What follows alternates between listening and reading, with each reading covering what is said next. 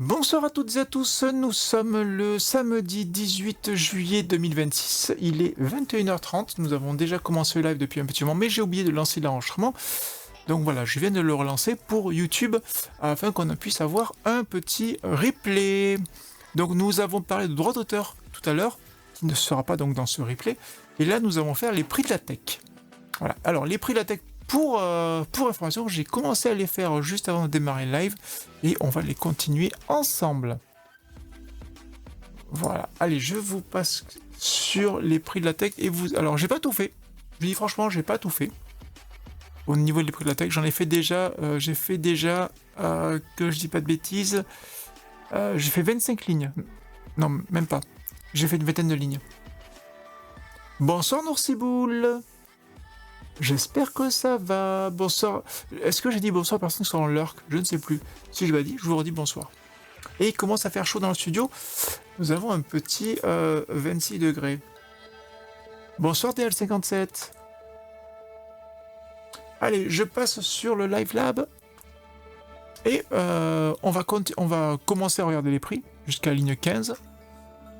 On va essayer de faire ça bien. Hop, voilà. Et... Non, je voudrais que ce soit plus gros. Ouais, je crois que c'est 130% pour que ce soit bien lisible. Voilà, comme ça vous avez les prix. Allez, les bonnes nouvelles, ou pas. Bonsoir Axior. Alors, 670 € pour 2 x 32 Go de RAM de DDR5 pour un PC portable. Alors, ce qui est fou, je vais vous dire très franchement, ce qui est fou, c'est qu'aujourd'hui, ça vaut presque le coup d'acheter une machine avec de la RAM dessus et d'enlever la RAM pour la mettre dans une autre machine. Ça, c'est fou quand même. Voilà, j'ai vu ça cette semaine, j'ai vu des machines où la RAM n'est pas soudée. Donc c'est des portables, hein. C'est de la SODIMM. Et les gens disent, en fait, j'ai acheté le portable pour récupérer les barrettes de RAM. Je sais pas comment prendre l'info en fait. Je sais pas si l'info elle est triste ou pas. Oui, c'est ça, quelle tristesse. Je ne sais pas. Voilà. Je sais pas. Non mais attends, je précise, Noursiboul. Pardon. J'ai 26 degrés, mais j'ai la clim. Voilà. Mais j'ai 26 degrés. Voilà. Alors, au niveau des tarifs, puisque j'ai pas tout fait, on va finir ensemble. Je vais vous monter ça le plus haut possible pour que les différents éléments vous gênent le moins possible. Voilà.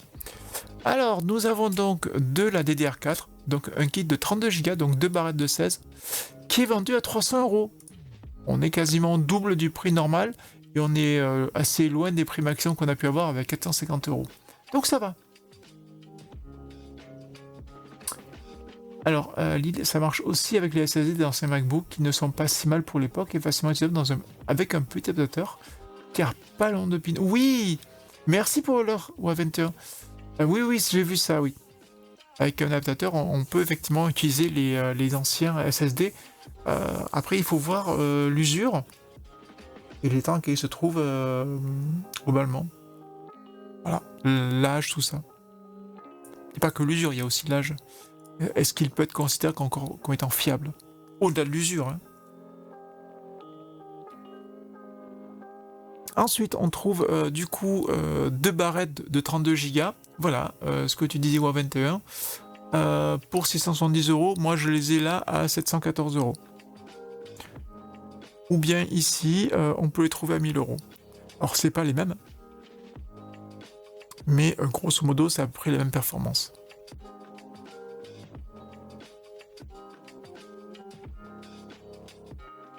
Alors d'ailleurs, j'ai vu passer une info sur une plainte déposée pour entendre sur les prix des différents fabricants de mémoire. Je ne sais pas ce que ça va donner. Voilà. Alors au niveau des prix en continu, honnêtement, il n'y a pas grand-chose. Il n'y a pas grand-chose comme prix vraiment, vraiment différent. Là, pour l'instant, les prix que j'ai vus, hein, processeur, ça reste stable. Les prix sont toujours délirants, pas au niveau de la RAM, pas au niveau du processeur, mais voilà. Toujours la RTX Pro Cinemax Q qui continue d'augmenter en prix, hein, 6480. Bon, bah oui, si ça vous fait plaisir de l'augmenter encore, hein, allez-y, hein, ne vous gênez pas.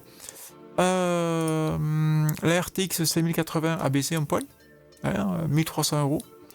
C'est bien, c'est bien, c'est presque le prix minimal que l'on a vu jusqu'à présent, donc c'est bien. La RTX 5090, elle est à 4100 €. Bon, là, je sais pas quoi vous dire. N'en achetez pas. Voilà. La Radeon AI Pro R 9700 avec 32 Go, elle est à 1590 €. Donc le prix reste stable, se maintient. Et ensuite, nous avons la B60 d'Intel que je n'ai pas trouvée à un prix normal.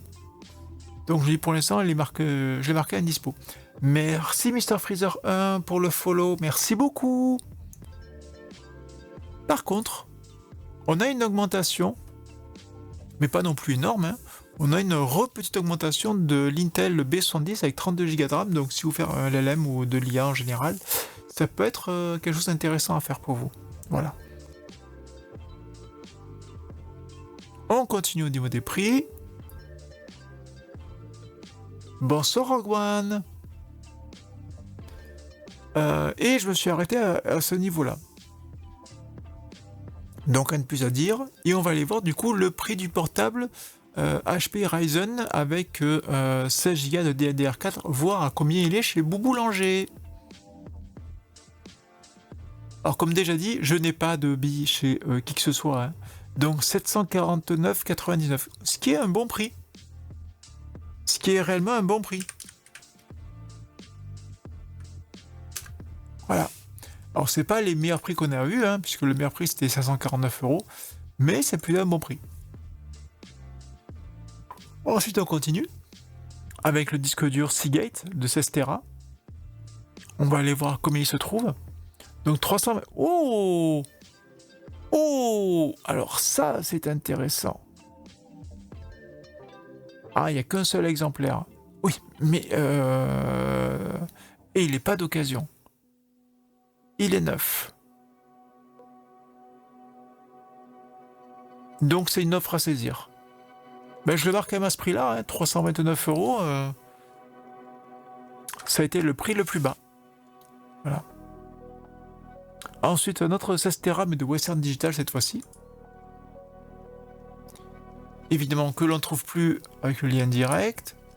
Il faut aller fouiller pour avoir le prix. Oui, le prix 10, 12, 16 était le cas, oui. Non, bien sûr. Hein. Voilà, 896,18. De toute façon, je me doute bien que ce prix est anormalement bas. Hein. C'est pour les vendre, hein, c'est pour les écouler. 896,18. 896,18. Ensuite, le Fire CUDA 530R. J'imagine qu'il doit être toujours autour de 180 €, 700 €. 683,95.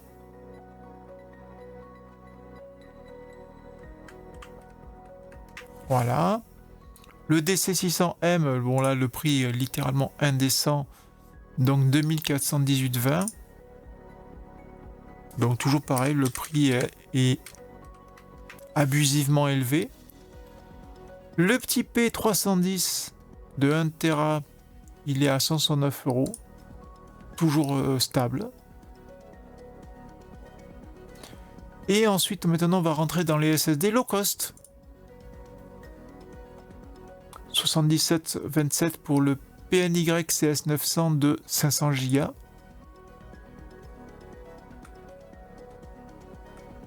Voilà.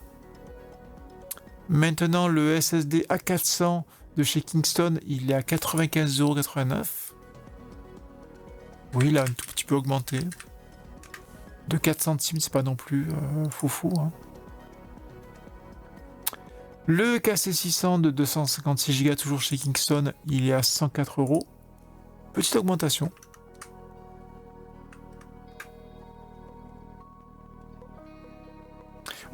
c'est prévu. C'est prévu. Alors, ça va être compliqué, mais j'ai prévu de le faire. Alors, on pourrait le faire ce soir, mais vu le programme, ça va être compliqué de tout faire. Donc, je pense qu'on le fera peut-être la semaine prochaine avec le backstage. En fait, vous réfléchissez ce que vous préférez la semaine prochaine, si on fasse d'abord une FAQ et le backstage la semaine d'après, ou d'abord le backstage la semaine prochaine, voir comment je prépare tout ça et les coulisses, et puis la FAQ le 1er août. Voilà, vous réfléchissez, vous me dites. Hein. En même temps, je peux lancer un poll, je crois. Commande. Comment on fait pour lancer un poll? Sondage. Ah, je peux lancer un sondage, mais comment je fais pour lancer un sondage, moi? Sondage de chat. Donc, bon ben, je vais le marquer là. Donc, nous serons le 25 juillet. Et 1er août. Ah, c'est dur là d'écrire. Hein. Alors, 2 réponses. Réponse 1, backstage, puis FAQ. FAQ plus perso, hein. Voilà. Ou FAQ perso, puis backstage.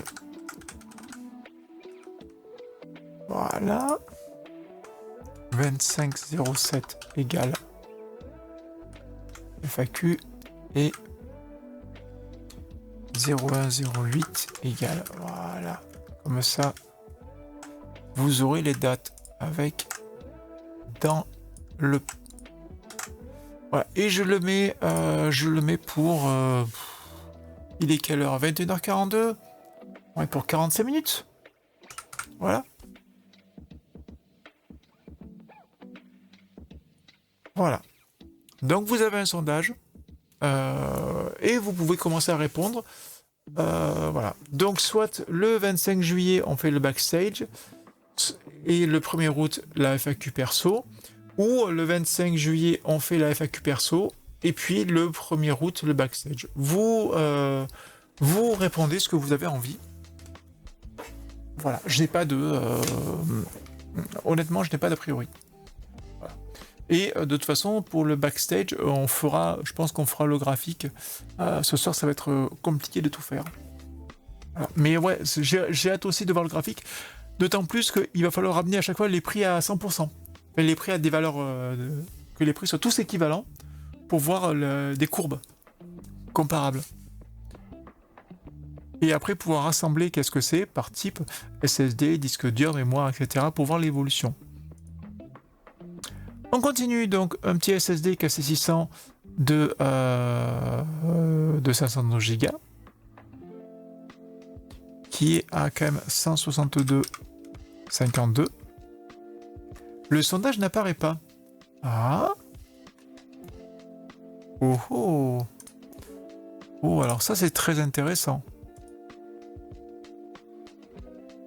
Ah oui, j'ai de quoi faire une belle infographie. Oh, totalement, oui. Pourquoi le sondage n'apparaît pas?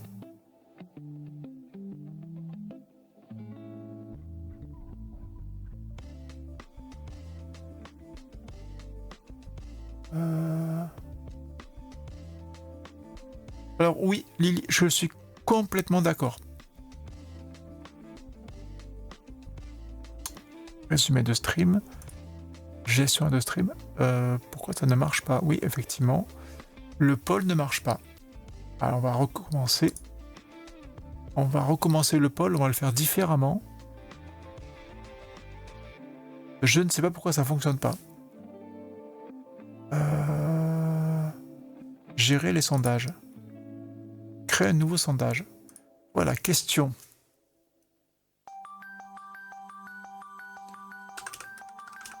Prochain stream.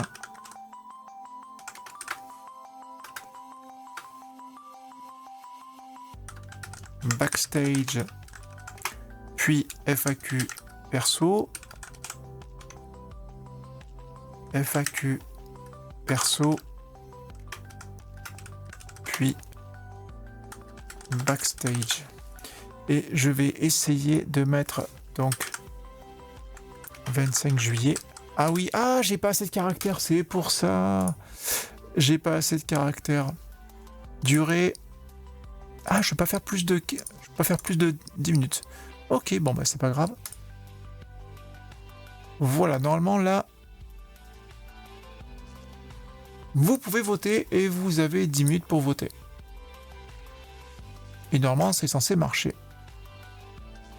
En tout cas, j'espère.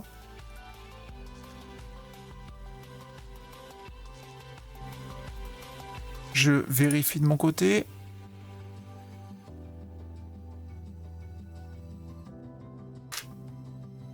Oui, ça marche pour vous. Oui, ça y est, je le vois. Ok. Alors départagez-vous, faites votre tambouille, voilà. Vous êtes libre de votre destin. C'est l'avenir du futur. Comme la pub Galaxy, 3615 Galaxy. Pour connaître l'avenir du futur. Voilà. Donc le Western Digital Red de 1 Tera, évidemment, on ne le trouve plus. Comment s'en douter? Ça y est, c'est fini. Donc voilà, on peut le trouver à 376,10. Je le marque quand même. Hein. Mais oui, on s'en doutait de toute façon qu'il allait s'arrêter puisqu'il n'est plus fabriqué normalement par Western. Puisque c'est SanDisk maintenant. Alors, Action, j'ai lu. Lily, comme petit pas mal aussi pour les SSD, c'est de forcer en ZSD la compression pour ZFS. Mais il faut avoir du ZFS. C'est-à-dire qu'on troque un peu de CPU pour avoir moins de wear leveling, donc moins d'utilisation du disque, et du coup prolonger sa durée de vie. Even Vibes, Days of Future Past. Oui, c'est ça. Ça me dit quelque chose, c'est pas un film ça? J'avais vu passer un titre de film comme ça, Days of the Future Past. Rien que le titre est quand même assez rigolo et évocateur. Alors, celui-là, il est à 173,51. On voit que pour l'instant, c'est stable, hein, c'est très élevé, mais c'est stable. Il n'y a pas de prix complètement délirant. Ah, c'est X-Men.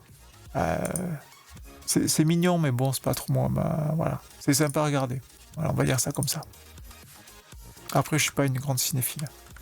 En tout cas, plus maintenant. Ah oui, en ZFS, il faut de la RAM. Oui, complètement, oui. Mais alors, ça dépend. Ça dépend.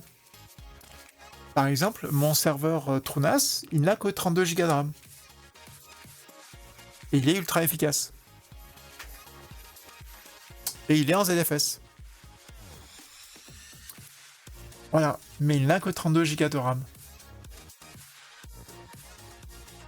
Donc, comme quoi, ça peut marcher. Mais il fait que ça. Et c'est des SSD. Donc, en fait, il va très très vite. Oui, ça peut grimper vite. Oui. Mais si je le montre, est-ce que je peux le montrer là? Est-ce qu'il n'y a pas d'informations qui sont vraiment pénibles dessus? Est-ce que je peux connecter? Oui. Si je me connecte dessus, pour vous donner une idée, sur les 32 Go, là actuellement au niveau du cache ZFS, il y a 25 Go et j'ai 2 Go de libre. Mais bon, c'est le cache ZFS, hein. De toute façon c'est dû... Voilà.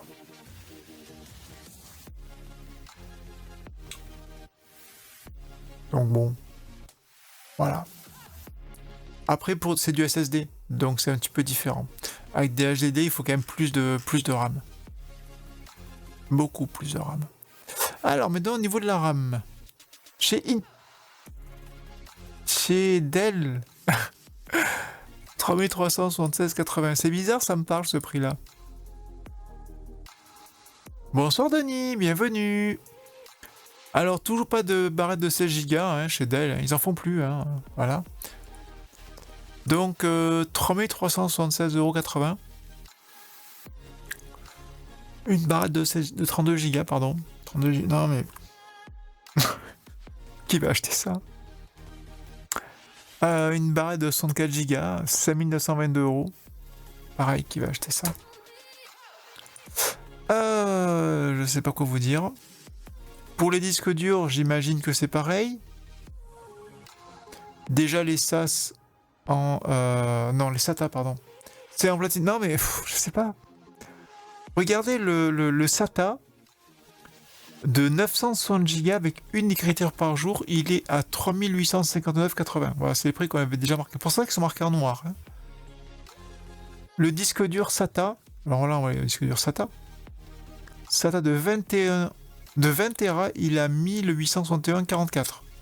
Donc c'est le prix qu'on avait déjà. Pardon. Et le 24 Tera est à 2236,92. Bon. Mais voilà, ces prix-là sont juste... Non, mais non. Non, mais non. Tout à l'heure, le Kingston qu'on a vu, il faisait 3 Tera 8. Il a un DWD de 1 également. Et il est à 2000 euros. Mais on l'a trouvé à 370 euros.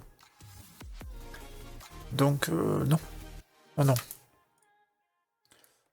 Bonsoir Pedro Correa. Non, Pedroge ou Pedroji Correa. J'espère que ça va bien. Alors voilà, les prix, c'est... ça pique. Ça pique. Au niveau de l'écran, l'écran Dell, qui donne un indicateur de prix, puisque lui ne change pas. Donc toujours le même prix, ce qui est intéressant. Ensuite, puisqu'on est chez Dell, on va regarder le panier il est vide, donc ça va. Maintenant, on va voir si les affaires intéressantes à faire aujourd'hui. Le Raspberry Pi 8 Go.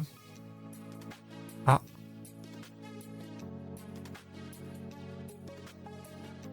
Ah. Ok, j'ai pas le droit d'aller chez Richelt à partir de ce poste-là. On va essayer de notre poste, de ma machine à moi. Je n'ai pas le droit non plus. Comment je dois le prendre? Je pense que Richelt, il a un petit souci. Je sais pas si vous, de votre côté, c'est pareil. Non, c'est le lien, j'ai l'impression. Alors, si j'enlève la partie finale... Ouais, c'est bon. 171,02 €. Bon, ben, le prix n'a pas évolué. Hein. C'est toujours n'importe quoi. 8 Go de RAM. Hein, je pense que c'est ça qu'on paye le plus. La souris Logitech G502 Hero, qu'on avait payé, enfin qui était à 20,99 $. On va voir à combien elle est passée aujourd'hui. Oh ils t'ont bloqué, ouais. Oh, toujours le même prix, ça c'est intéressant. Donc le prix est bas, donc allez-y, faites-vous plaisir. Si vous avez besoin d'une souris, bon achat. Souris filaire, qui dure longtemps. Alors moi je suis en VPN aussi, mais pas en Allemagne, en France, et je sors à Paris, je crois. Bah c'est facile, je sors ici, voilà Paris, c'est marqué là. Le hub de chez TP-Link, hub USB. 30,99. Intéressant. Bon prix aussi. Donc, besoin d'un petit hub USB qui marche bien en USB 3.0. Ça peut voir le coup. Il a 3 ports à 1,5 A. Donc, ça peut être intéressant. Donc, ces 3 ports-là sont à 1,5 A. Et les 4 ports là sont à 800-900 mAh. Je sais plus exactement. La caméra IP Tapo. 27,99. Ouais. Et maintenant, le portable Dell. Allons voir ce cher Dell. Alors, c'est bien parce qu'à force, de semaine en semaine, il mémorise des liens. Du coup, nous allons regarder... On va configurer le portable 16 pouces avec 32 Go de RAM. On prend ce qu'il nous propose. Ah, là, il nous propose 2 Tera cette fois-ci, alors que nous, on était à 1 Tera. Ah, je veux juste 1 Tera. Ah. Bon, bah, du coup, je prends ce qu'il me propose, hein, j'ai pas le choix. En rupture de stock. Ah. Si vous voulez répondre au sondage, il reste 20 secondes. Voilà, je sais qu'il y a du monde en live aujourd'hui. Allez-y si vous voulez répondre au sondage. Sinon, c'est la semaine prochaine FAQ perso et la semaine après backstage. Alors, si c'est FAQ perso, je ne prépare rien du tout. Voilà, il reste une seconde. Trop tard. Bon, mais voilà. Vous avez fait votre programme. Du coup, je vais le marquer. La semaine prochaine, FAQ perso. Donc, FAQ perso. Donc, ça sera le 25 juillet. Et backstage le 1er août.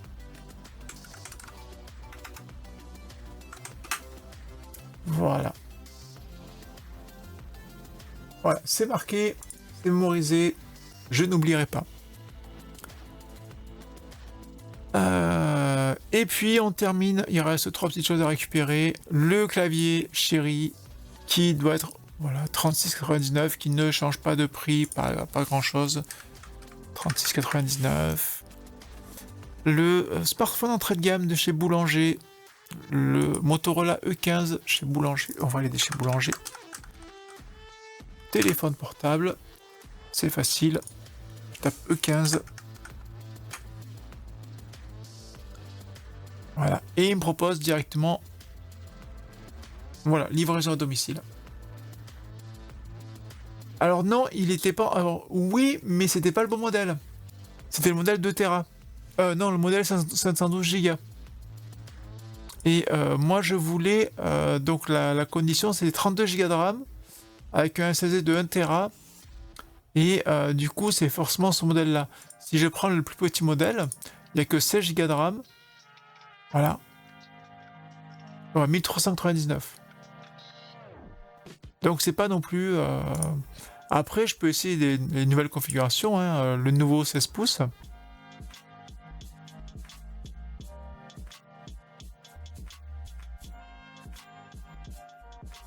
Non, mais portable avec IA, non mais on s'en fiche. Si je mets 32 Go de RAM, voilà, déjà, il faut changer de processeur. On remet 1 Tera et 1900 €.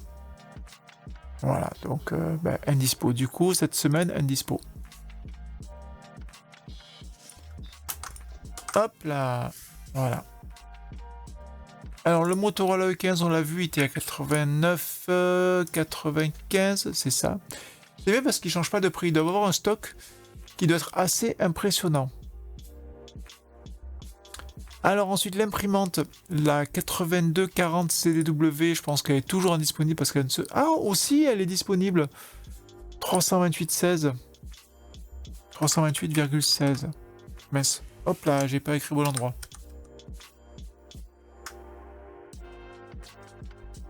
« 328,16. Et la dernière imprimante... Bah non. C'est pas le bon lien. Merci pour le follow, Moby87. On a vu qu'il n'y a pas d'alerte. Les alertes ne marchent pas. Je ne sais pas pourquoi. Je ne sais pas. J'ai cassé un truc, de toute façon, c'est sûr. Donc je suis désolé. Les alertes ne marchent pas. Ah, mais j'ai le même lien. J'ai une erreur. C'est la 8260 CDW. On va essayer d'aller dessus. On va la rechercher. Comme ça, on aura les deux. Voilà. Si vous cherchez l'imprimante, qui peut être intéressante, je pense que vous pouvez vous pencher sur ce modèle-ci. Je vais vous le mettre dans le chat. Alors, la 8260 CW, je ne la connais pas. Mais elle est à 336 €. 74. Je vous mets l'ancienne et la nouvelle. Voilà. L'ancienne. D'abord la nouvelle et après l'ancienne. Voilà, vous avez les liens pour les deux imprimantes. La 8240 CW, je sais qu'elle marche, c'est une très très bonne imprimante, qui marche très très bien. Elle n'est pas très rapide, mais elle est silencieuse, elle n'est pas très grosse. Elle est profonde, ça c'est vrai. Mais voilà. bonne imprimante. Allez, on ferme tout ça. Il reste quoi? Le serveur de chez OVH. Également, on n'a pas encore regardé. On va aller regarder ça. Et après, on passe au sujet suivant. Tout accepté. Alors. Tac. Ah oui. Pardon. Donc, nous, on avait pris un serveur avec combien? 128 Go DDR4. Un disque de 960 Go. Et c'est à 108,99. Ok. Et les IP4, je sais qu'elles sont toujours à ce prix-là, donc pas de souci. Voilà, donc ouais, finalement, on peut regarder ensemble. Hein, les prix n'ont pas vraiment beaucoup évolué. Si je remonte le tableau, et on se redécale plus vers les prix ces derniers mois, on a des choses qui sont stables. Voilà, les prix ici, voilà, ça reste normal. Hein. Quand c'est en blanc, c'est que c'est normal. Quand c'est en vert, c'est que c'est anormalement bas. Quand c'est en orange, rouge ou noir, c'est que c'est anormalement élevé. Voilà. Donc vous voyez, c'est... Il n'y a pas de grosse variation. Donc je me languais effectivement d'avoir une courbe pour avoir tout ça, pour pouvoir observer dans le temps ce que ça va donner. Voilà. D'ailleurs, pourquoi j'ai pas écrit... Ah oui, c'est juillet. Juillet. Voilà. Il faudrait élargir un tout petit peu. Et ici... Voilà. On a vu que maintenant, de toute façon, je vais une semaine sur deux. Ça ne vaut pas le coup de faire toutes les semaines. Donc les prix sont globalement élevés. Voilà. Toujours pareil, hein, j'ai pas plus d'infos que ce que j'ai déjà dit, c'est-à-dire les prix ne sont pas prévus d'augmenter ou de diminuer davantage. Ils vont rester élevés encore pendant au moins 2 ans. Avec possiblement une augmentation d'encore 30% d'ici la fin de l'année. Je sais pas quoi vous dire. Donc, à part faites attention à votre matériel, mais sinon, je ne sais pas quoi vous dire. Voilà. Allez, on a fait les prix de la tech. Il est 22h. Et j'essaie de faire vite ce soir parce que je vais pas me coucher trop tard.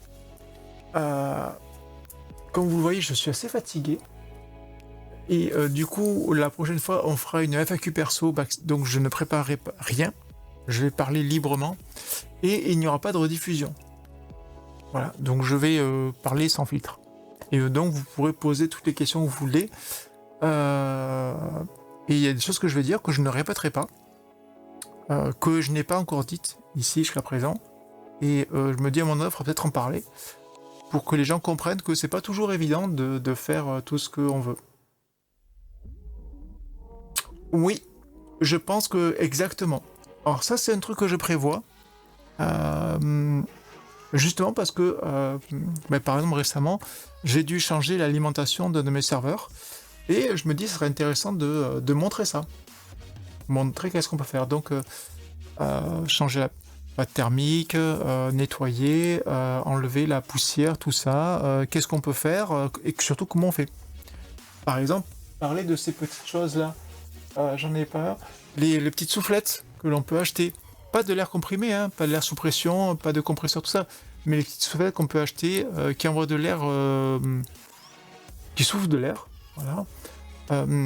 Évitez de massacrer des cheveux par contre. C'est un petit conseil que je vous donne. Voilà, ça fait mal. Mais qui permet de souffler de l'air et d'enlever la poussière de vos machines. C'est déjà un bon début d'enlever la poussière. Faire ça tous les 3 à 6 mois. C'est une bonne chose. Pas tous les ans, mais plutôt plus fréquemment. Voilà, parce que la poussière va forcément, d'une part, limiter le refroidissement de vos machines, donc va augmenter l'échauffement, et en plus peut colmater, bloquer des contacts, ou s'il y a des poussières métalliques, ça peut créer des problèmes, pas de court-circuit, mais des problèmes. Voilà. On peut tout imaginer. Donc oui, des vidéos d'entrée de matos, j'y pense, ouais. J'y pense, et de portable notamment. Puisque je sais qu'il y a de plus en plus de gens qui ont des portables. Donc je me dis, ce serait intéressant de faire une vidéo d'entretien sur les portables. Qu'est-ce qu'on peut faire, quand et comment? Alors, toujours pareil, pour les portables, sans rien démonter. Voilà. Juste, je prends le portable, qu'est-ce que je peux faire? Et ça tombe bien parce que des portables, j'en ai sous la main. J'en ai un sous la main. J'en ai un là, sous la main. Alors, celui-là, c'est pas un Dell, c'est un Asus. Mais voilà. Alors, sujet suivant. Mais avant de parler du sujet suivant, j'ai eu une question tout à l'heure, au tout début du chat, qui a été posée par WA21. Mais WA21, je pense qu'il est passé en... et je l'ai zappé, je suis désolé WA21. Je sais pas si tu es encore là. Tout à l'heure, tu as posé une question... Ah voilà, Toro, voilà. Tout à l'heure, tu as posé une question par rapport au certificat.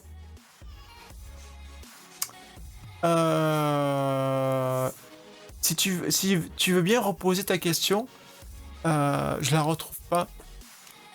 En fait, je suis en train de fouiller là et je ne retrouve pas ta question.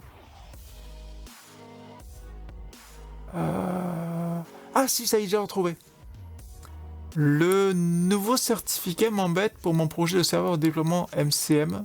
MDM, tu veux dire? Parce que MCM, je connais pas. Pas possible de lancer un déploiement sur les PC avec certificat 2011, pardon. Donc, pour les gens qui ne savent pas de quoi il s'agit. Donc, vous êtes au courant que nos machines, depuis la mise en place... Ah, non, alors je connais pas. Je connais pas du tout. Si tu veux bien expliquer WA21, du coup, moi, j'explique le problème des certificats. Enfin, le problème, c'est pas vraiment un problème, mais voilà. Depuis une quinzaine d'années environ, une douzaine d'années même plutôt, ça va dépendre, nous sommes passés du BIOS à l'UEFI. Ça veut dire que nos machines, l'écran de démarrage, le démarrage de nos machines, n'est plus assuré par le même type de logiciel. Avant, c'était un logiciel, vous vous rappelez peut-être, qui était en texte, maintenant qui passait plutôt en graphique. Mais même s'il est toujours des versions de texte de l'UEFI, comme le BIOS était uniquement en version de texte. Bon, là, l'UEFI, lui, en général, il est joli, il est en graphisme, même si ça n'apporte techniquement rien du tout, évidemment. Mais par contre, l'UEFI, il a un mécanisme pour éviter de démarrer tout et n'importe quoi. Éviter, par exemple, qu'un virus puisse contaminer votre machine et qu'il modifie le démarrage de votre ordinateur et qu'ensuite votre ordinateur démarre sur votre machine contaminée mais que vous ne le sachiez pas. Donc l'idée de l'UEFI, vous avez le programme de démarrage qui est signé et si le virus le modifie, la signature disparaît automatiquement puisque le code a été changé, donc la signature n'est plus valable. Ce qui fait que l'UEFI va refuser de démarrer votre système pour dire attention, en gros, votre système a changé. Ce qui se passe, c'est que le certificat 2011 qui a été mis en place pour les UEFI arrivait à expiration donc en juin de cette année et en octobre, je crois, de cette année également. Pardon. Le souci, c'est qu'il y a des machines, parce que le respect du fonctionnement de l'UEFI par les différentes fréquences, c'est un petit peu du grand n'importe quoi, comme on l'a vu. Alors, qu'est-ce qui se passe? Ce qui se passe, c'est que vous pouvez avoir des machines qui vont autoriser les anciennes signatures et les nouvelles. Et les machines, quand on les met à jour, certaines vont refuser de démarrer avec les anciennes signatures, alors que les certificats sont toujours valables.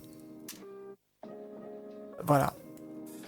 Et donc, le problème qu'a WA21, c'est que quand on fait ce qu'on appelle un serveur de déploiement, c'est-à-dire qu'en gros, on met en place un système pour déployer automatiquement de nouvelles machines, bon, parfois des vieilles, parfois des nouvelles. Les anciennes machines ont l'ancien certificat, et les nouvelles, le nouveau certificat. Et étonnamment, c'est là où ça va coincer. Parce que on va créer un système, donc là en l'occurrence Windows, même si ça peut être fait avec d'autres systèmes, qui lui va s'attendre à avoir, suivant le système, suivant ce qu'il pousse, que le nouveau certificat. Ou parfois, il va pouvoir fonctionner avec les deux certificats, mais c'est plutôt rare. En général, il accepte de fonctionner qu'avec un seul certificat. Et du coup, la seule solution pour accepter ça, c'est de modifier chaque machine. Et du coup, c'est pas toujours possible, parce que ça prend trop de temps, pour autoriser chaque machine à être open à tous les certificats. Mais ça veut dire que vous faites sauter la protection. Donc non, c'est pas envisageable. Et en fait, il n'y a pas vraiment de solution. Si ce n'est pour chaque machine faire un truc à la main. Non. Ou bien pousser à la main les bons certificats sur chacune des machines. Voilà. C'est ce que dit WoW21. En gros, quand une entreprise doit préparer des PC pour l'utilisateur, et donc beaucoup de machines, au lieu de les faire un par un, le serveur MCM va pousser l'OS Windows plus ou moins personnalisé, voilà, en fonction de vos besoins et de ce que vous avez demandé à votre serveur. Oui, c'est une version améliorée. Voilà, c'est une version améliorée. Je le fais simple parce que ça va dépendre. Par exemple, à mon boulot, j'ai développé un système qui permet d'installer.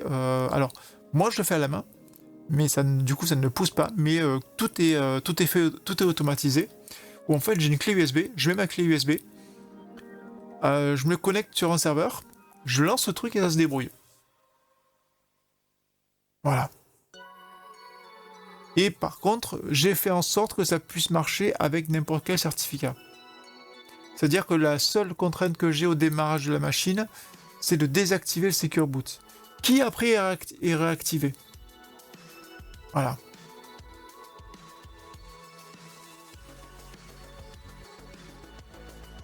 Merci Babarous pour le follow, merci beaucoup. Voilà, et du coup, ce changement de certificat pose souci parce que on va être dans une période qui va durer plusieurs mois, voire plusieurs années, où on va être entre l'ancien certificat et le nouveau. Voilà, et ça va poser problème. Et j'ai un gros coup de fatigue, je vous avoue. Un gros coup de fatigue. C'est un peu difficile. Alors, je vais du coup enchaîner avec le prochain sujet. Heureusement, celui-là, je l'ai préparé, non pas pour vous au départ, ni pour moi, mais je me dis que ce serait intéressant de montrer la méthodologie. Et je vais essayer de vous montrer ça. Alors, je vais ouvrir une nouvelle page, ça, je l'enregistre. Et je crée un nouveau fichier. Alors, cette deuxième partie. Ouais, alors je m'en sers. Honnêtement, WoW21, ce truc-là, Intune, tout ça, j'avais commencé à regarder, mais le problème c'est que même si j'ai en gros un petit parc de machines à gérer, en gros, entre 40 et 50 machines, je me suis vite rendu compte que ça posait souci. Donc voilà. Merci Babaours, ça fait plaisir à toi de te voir avec nous également. Alors je vais essayer de vous coller ça, s'il accepte de le coller. Non, il n'accepte pas. Ça marche bien le copier-coller. J'aime le copier-coller quand ça marche pas comme ça.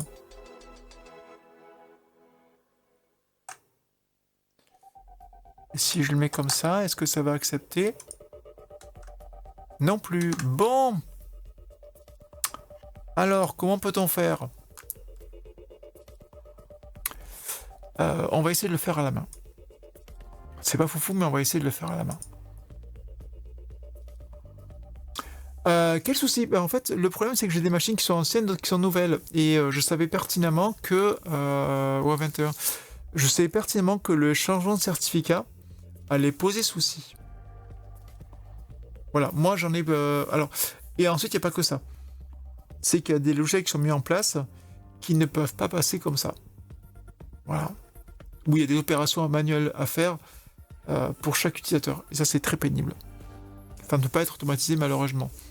Et c'est vraiment dommage parce que quand vous avez, par exemple, 200 ou 300 gigas de données à copier, c'est vraiment... voilà.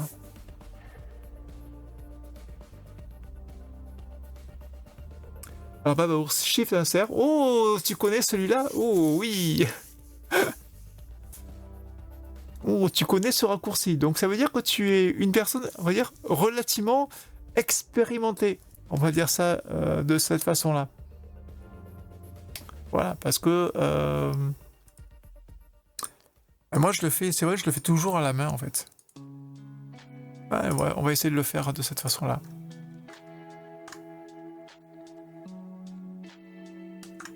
Non, ça marche pas. Le copier-coller, il le prend en brut. Alors, je vais essayer de vous exporter ça, parce que sinon, il faut le faire à la main. Et j'ai pas envie de vous le faire à la main, c'est dommage. Je l'avais préparé... Alors, pas pour vous au départ, mais je l'avais préparé. Ben, on va devoir le faire à la main, hein, c'est pas grave.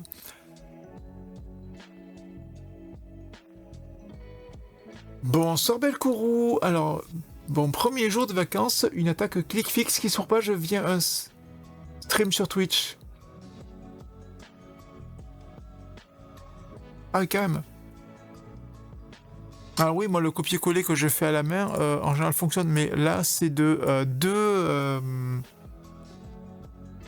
tableurs différents, et ensuite dans des machines virtuelles.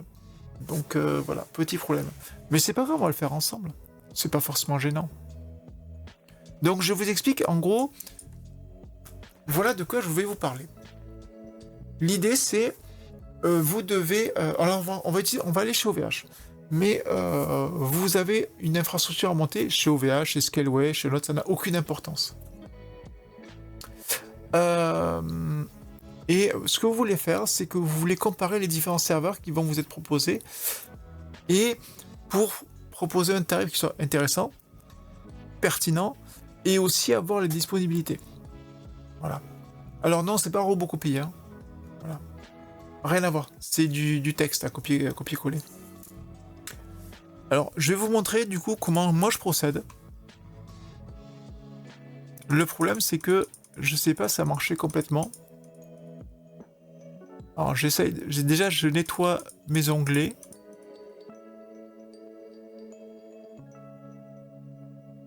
Alors, quand vous devez sélectionner des serveurs pour monter une infrastructure, quel que soit chez qui vous avez travaillé, hein, voilà. Que ce soit chez AWS, chez Azure, chez OVH, chez Scaleway, chez Etzner ou ailleurs, ça n'a aucune importance. Alors non, je n'utilise pas Telegram et encore moins WhatsApp. Je n'utilise pas WhatsApp. Je n'existe pas sur WhatsApp. Vous ne me trouverez jamais sur WhatsApp. Voilà. Donc ce que l'on va faire, c'est qu'on va commencer du moins cher au plus cher. Alors, on va aller voir les tarifs côté OVH. Bon, là, c'est la fenêtre que j'ai ouverte tout à l'heure. Ici, c'est LoRaWAN. Non, je dis les SMS. Tel qu'on disait il y a longtemps. Voilà. Alors, comment ça fonctionne? Moi, ce que je fais, c'est que d'une part, là, j'ai pris OVH. On va aller sur la gamme la moins onéreuse. Alors c'est un peu compliqué, on va aller sur la qui me suffit, qui est la plus basse au niveau tarif. Mais on veut quand même monter une infrastructure qui fonctionne relativement bien. Donc on va prendre l'infrastructure 6. Qui voulait dire à l'époque Soyuz Start. Voilà. Oui, c'est ça, Mipsou. Meta peut attendre pour un compte chez eux, c'est ça. Meta, ils peuvent toujours attendre d'avoir un compte. Donc qu'est-ce que je vais faire? Déjà, une chose, c'est que imaginons qu'on ait un scénario où l'on veuille monter, par exemple, non, pas de Robocopie. Imaginons que j'ai un scénario où on veut monter un cluster de 3 serveurs identiques. Donc déjà, quelle génération? Donc là, il nous propose quoi? Du Xeon E2136. Donc on va marquer le 6.1. Le 6.1. Donc on est chez OVH, j'ai oublié de le marquer. On va le mettre en plus gros, hein, que vous puissiez lire, parce que sinon vous allez absolument rien voir. C'est pour ça que mon tableau il était bien, parce qu'il était déjà tout prêt. C'est ça qui est agaçant. Prépare un truc et en fait ça ne marche pas. Alors en plus on a du 1440p, hein, donc normalement vous voyez bien, mais bon, je sais qu'il y a des personnes qui sont sur tablette, tout ça. Voilà. Donc, nous voici sur le Soyuz Start 1. Voilà. On a nos deux petits tableaux en même temps. Nous sommes donc chez OVH avec le Soyuz Start 1 et nous avons donc comme processeur un Xeon E2136. Ensuite, qu'est-ce qu'on nous propose? Donc le 2136, hein, on sait, il a 6 cœurs, 12 threads, mais ça n'a pas d'importance. Le nombre de cœurs de threads, ça n'a pas d'importance. Ensuite, nous avons le Soyuz Start, le 2, qui lui utilise quoi? C'est un Xeon, pas la même génération, Xeon D 2141L. Ensuite, nous avons le Soyuz Start 3, -3, qui nous propose donc un Xeon E2288G. Ouais, alors OneDrive, j'ai dû l'utiliser. Je vais vous dire, je déteste. Littéralement, je déteste. Voilà, ça c'est la première chose. Nous avons donc 3 processeurs différents pour les serveurs Soyuz Start chez OVH. Et ça a une importance. Ensuite, on continue. On a les serveurs Ryze. Donc, on va prendre les premiers prix. Hein. Nous avons le Ryze 1 qui utilise un Xeon E, donc toujours bien, 2386G. Et là, déjà, il y a un truc qui devrait vous mettre la puce à l'oreille. On passe du 22 quelque chose au 23 quelque chose. Donc, si vous voulez faire un cluster avec des machines antiques, c'est là où ça devient important de bien choisir ce que vous allez utiliser. Parce que par exemple, là, nous allons passer d'un 2386 à un 2388. Donc ça veut dire déjà, c'est la même génération. Ces deux-là, c'est la même génération. Mais celui-là, c'est pas la même génération. Donc il n'aura pas les mêmes caractéristiques. Et si vous montez un cluster avec des serveurs qui peuvent passer avec des VM qui peuvent passer d'un serveur à l'autre, vous ne pourrez pas avec ces deux-là. Avec ces deux Xeon, vous ne pourrez pas le faire. Ça ne marchera pas. Ou bien il va falloir mettre une compatibilité basse pour que vous puissiez passer au VM d'un serveur à l'autre de façon transparente. Voilà.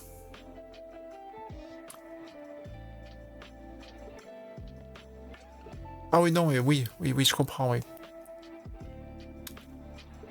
Moi, j'utilise OneDrive parce qu'on me le demande d'utiliser, donc je mets des documents qu'on me demande dessus, mais je fais que ça. Voilà, je n'aime pas OneDrive. Bon, en plus, je suis sous Linux, donc OneDrive, pour dire, je ne l'ai pas, sauf en lecture seule. Voilà. Donc pour les mettre, il faut que j'aille sur une machine sur Windows pour me connecter dessus pour les mettre. Donc voilà. Alors là, du coup, qu'est-ce qu'on a? Ça veut dire qu'on a des machines Intel, donc on ne peut pas passer sur AMD. Donc si on passe sur AMD sur une gamme plus évoluée, pardon, le Ryze 3 est sur du Ryzen, sur de l'AMD, on ne peut plus. Donc là, déjà, c'est mort. Voilà, on est sur du EPYC.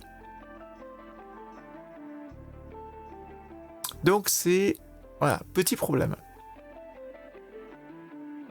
On continue, on retourne chez OVH. On va prendre les serveurs Advance. Et c'est là où on va voir le souci. Parce que les serveurs Advance, les premiers serveurs Advance, le 1, le 2 et le 3, c'est que des AMD. Voilà, il n'y a pas de serveur Intel dans les Advance, sauf pour l'Advance 5, où on a le choix entre l'AMD EPYC et l'Intel Xeon. Merci pour le lurk, WA21.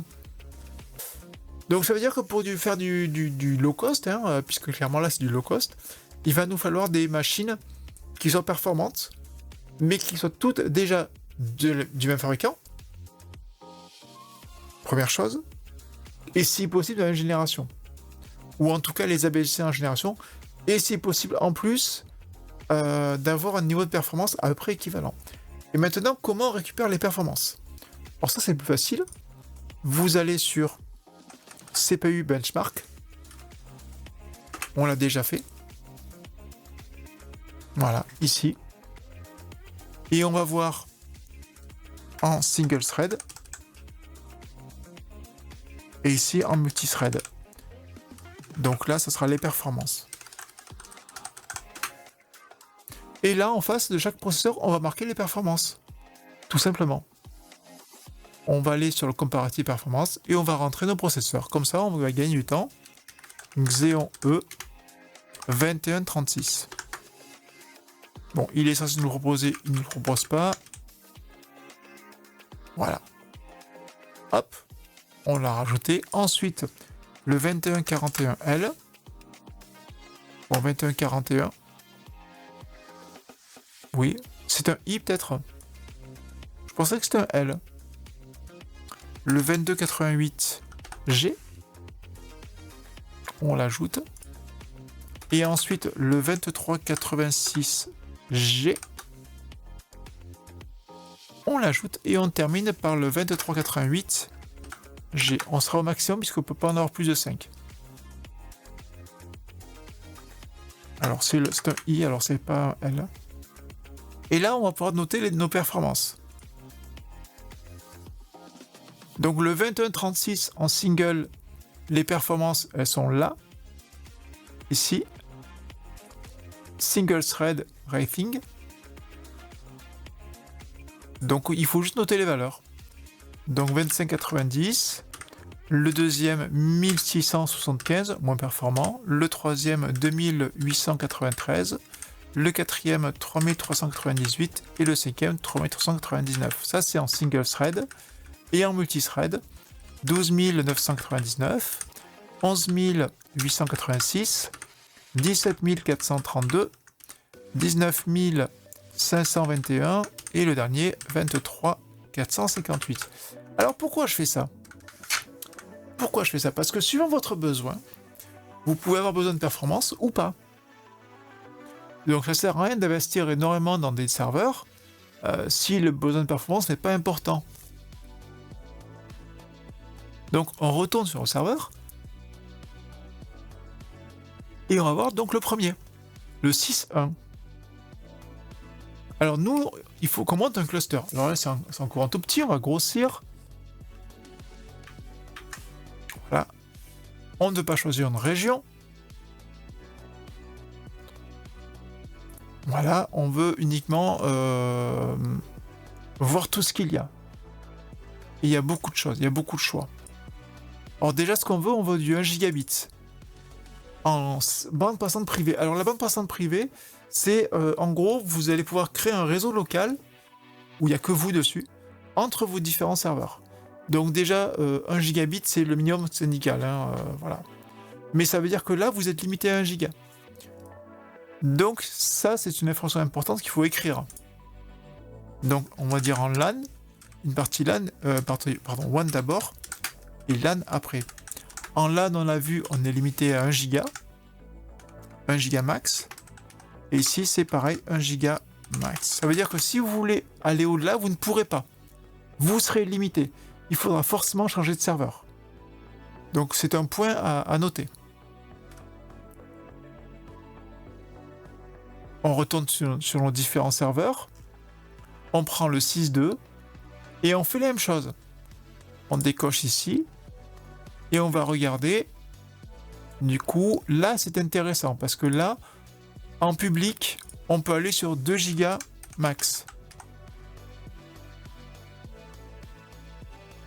C'est quoi la différence avec ZimaOS? C'est un système d'exploitation. Bienvenue à toi, Dark Knight 8070. Ah non, ZimaOS, je confonds. C'est pas la solution onboard x86 sur un truc tout petit?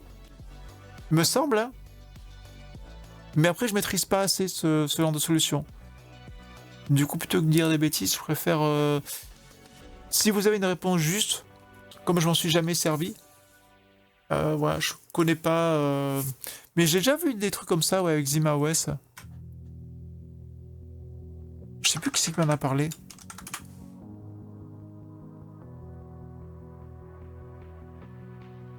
Non, je confonds. Non, je confonds. Non, je confonds totalement avec autre chose. Alors non. Il y a bien 2 cartes réseau physiques. Il y a bien 2 cartes réseau physiques.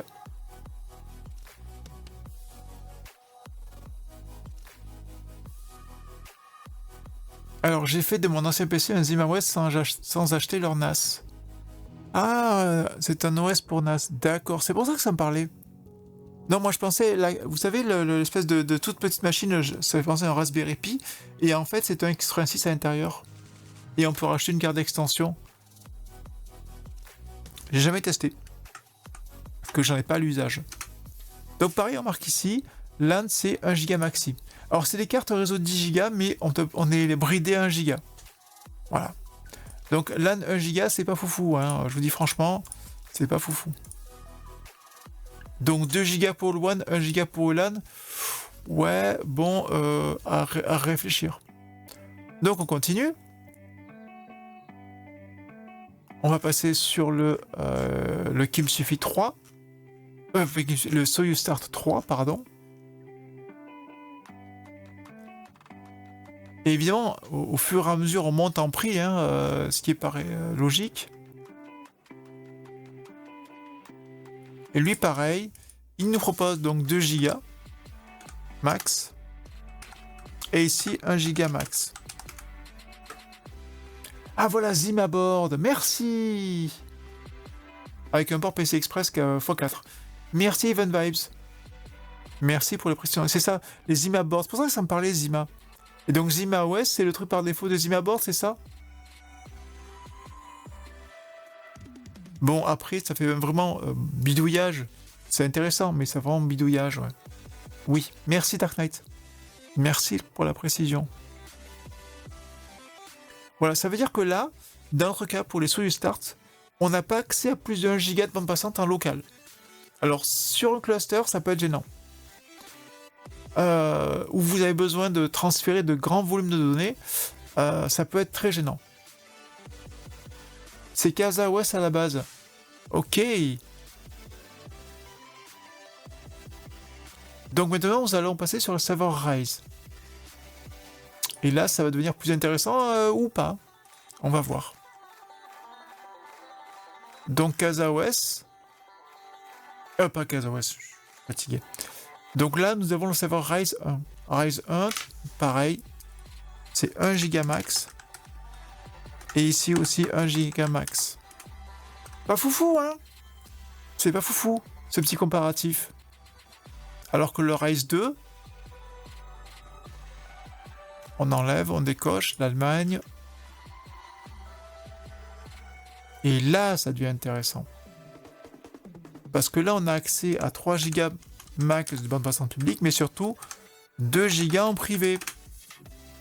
Mais c'est plus le même prix. C'est-à-dire que si on prend un plus petit serveur avec une bande passante à 2 Go, voilà, avec 32 Go de RAM, on se fiche de la zone. On va prendre un Roubaix par exemple. Je fais défiler, hein. On est à 75 € hors taxe par mois. Voilà. Ici, c'est 75 € hors taxe par mois. Hors frais d'installation. Voilà. Pour avoir droit à 2 Go. Voilà en fait comment je fais quand je dois faire des tableaux comparatifs. Alors là pour l'instant c'est un exemple, hein. C'est comment je fais pour faire un tableau comparatif entre des solutions, par exemple quand je vais comparer OVH, Scaleway, Elsner, etc.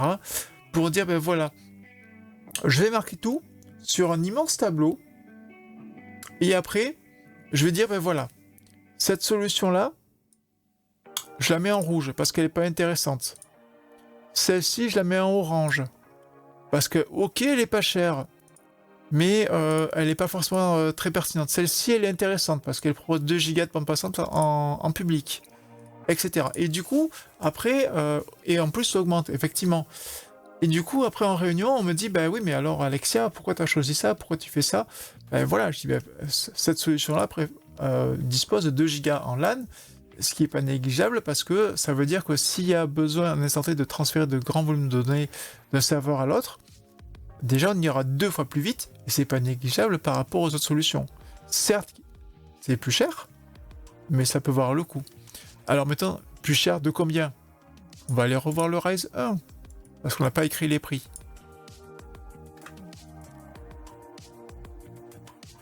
Hop. Donc on a 1 giga, 1 giga. Et le prix, on le voit ici. Hein, alors j'ai pas marqué hein, le prix précisément, mais on voit en 57 € hors taxe par mois. Voilà. Vous voyez que grosso modo, on a pris 20 € de plus, un peu moins, 18 € de plus par mois. 18 € pour un processeur différent, plus performant. Hein, voilà, on passe de 19 000 points à 23 000 points. Et avec 2 gigas de bande passante privée. Et là, vous pouvez me dire, mais pourquoi tu prends pas autre chose? Ben, je pourrais prendre autre chose. Par exemple, si je vais sur le serveur Advance, je prends le tout premier, ici. C'est clairement plus intéressant. Hein, je décoche la Pologne. Ah non, je peux pas, c'est vrai, ici, je peux plus. Je prends le premier serveur, 32 Go de RAM, le moins de stockage possible. Voilà. Ici, par exemple, je suis en... donc c'est un Advance 1.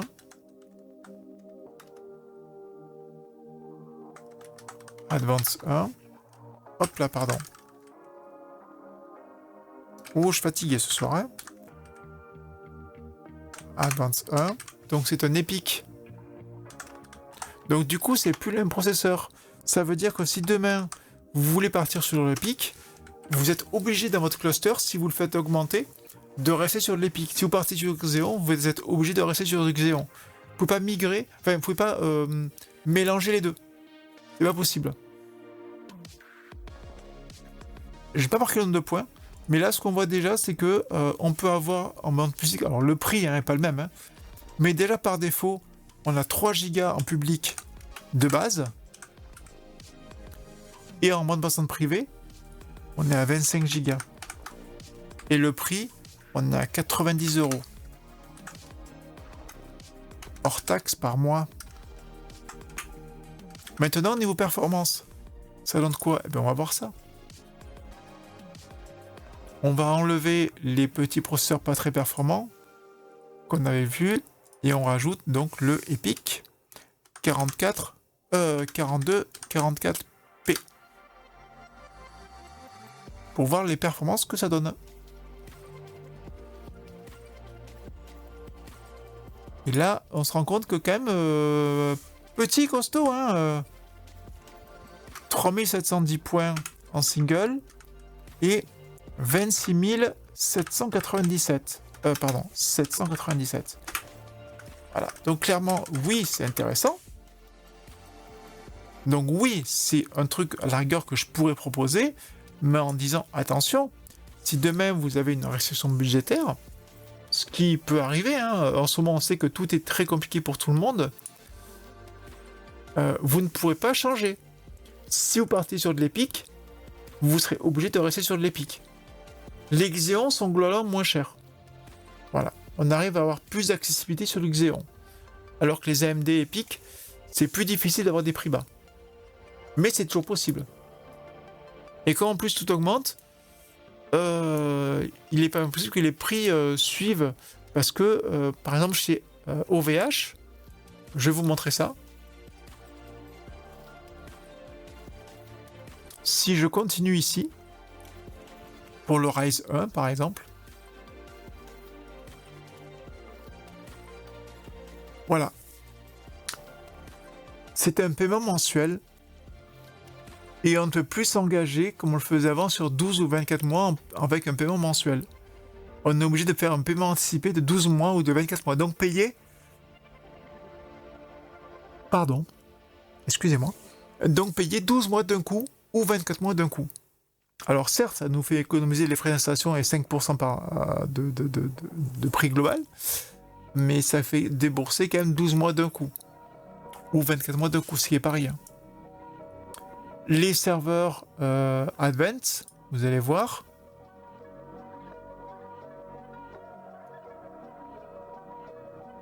C'est pareil. On n'a plus la possibilité qu'on avait avant, où on pouvait s'engager sur 12 ou 24 mois avec un paiement mensuel. C'est terminé. Ce qui permettait quand même de lisser le paiement tous les mois. Maintenant, on paye de mois en mois, tout en sachant que ça peut augmenter ou que ça peut être arrêté. Voilà. Youpi. Vous êtes ravis de savoir ça. C'est pas que OVH. Hein.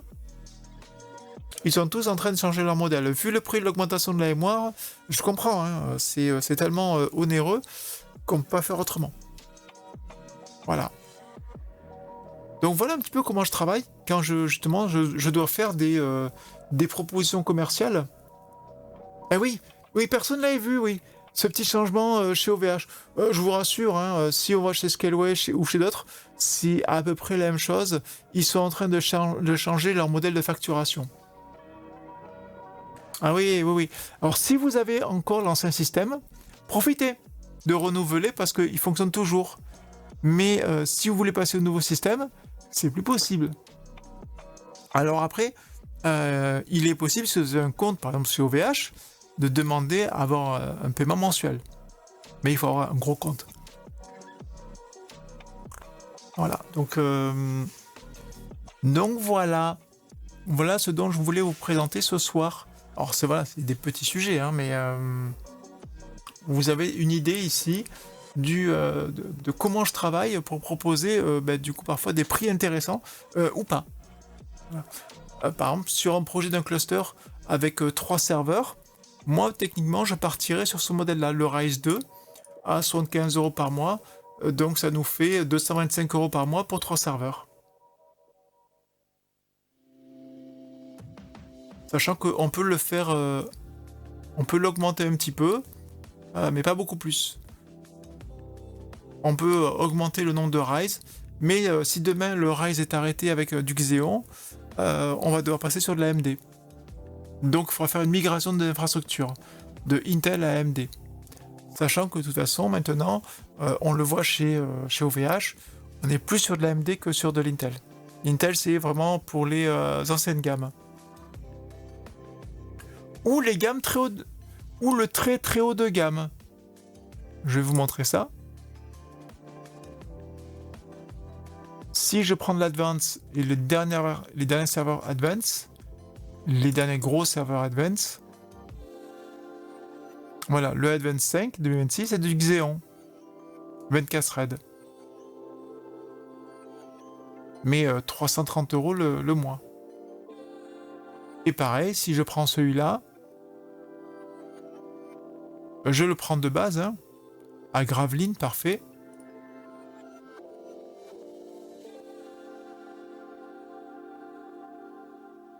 Voilà, je laisse afficher.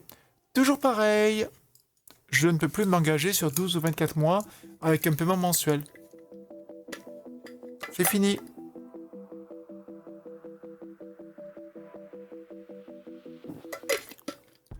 Vous payez de mois en mois avec des frais d'installation. Comment vous dire que maintenant on a envie de comparer. Parce qu'il y a OVH, mais il n'y a pas que OVH. Et les frais d'installation pour ce serveur, c'est un mois. Hein, c'est 330 € de frais d'installation. Alors qu'avant, souvent, quand on s'engageait sur 12 ou 24 mois, c'était gratuit. Alors après, il faut voir les conditions d'utilisation des différents serveurs. Ça va dépendre. Mais ça peut... Alors d'un jour à l'autre, non. Mais...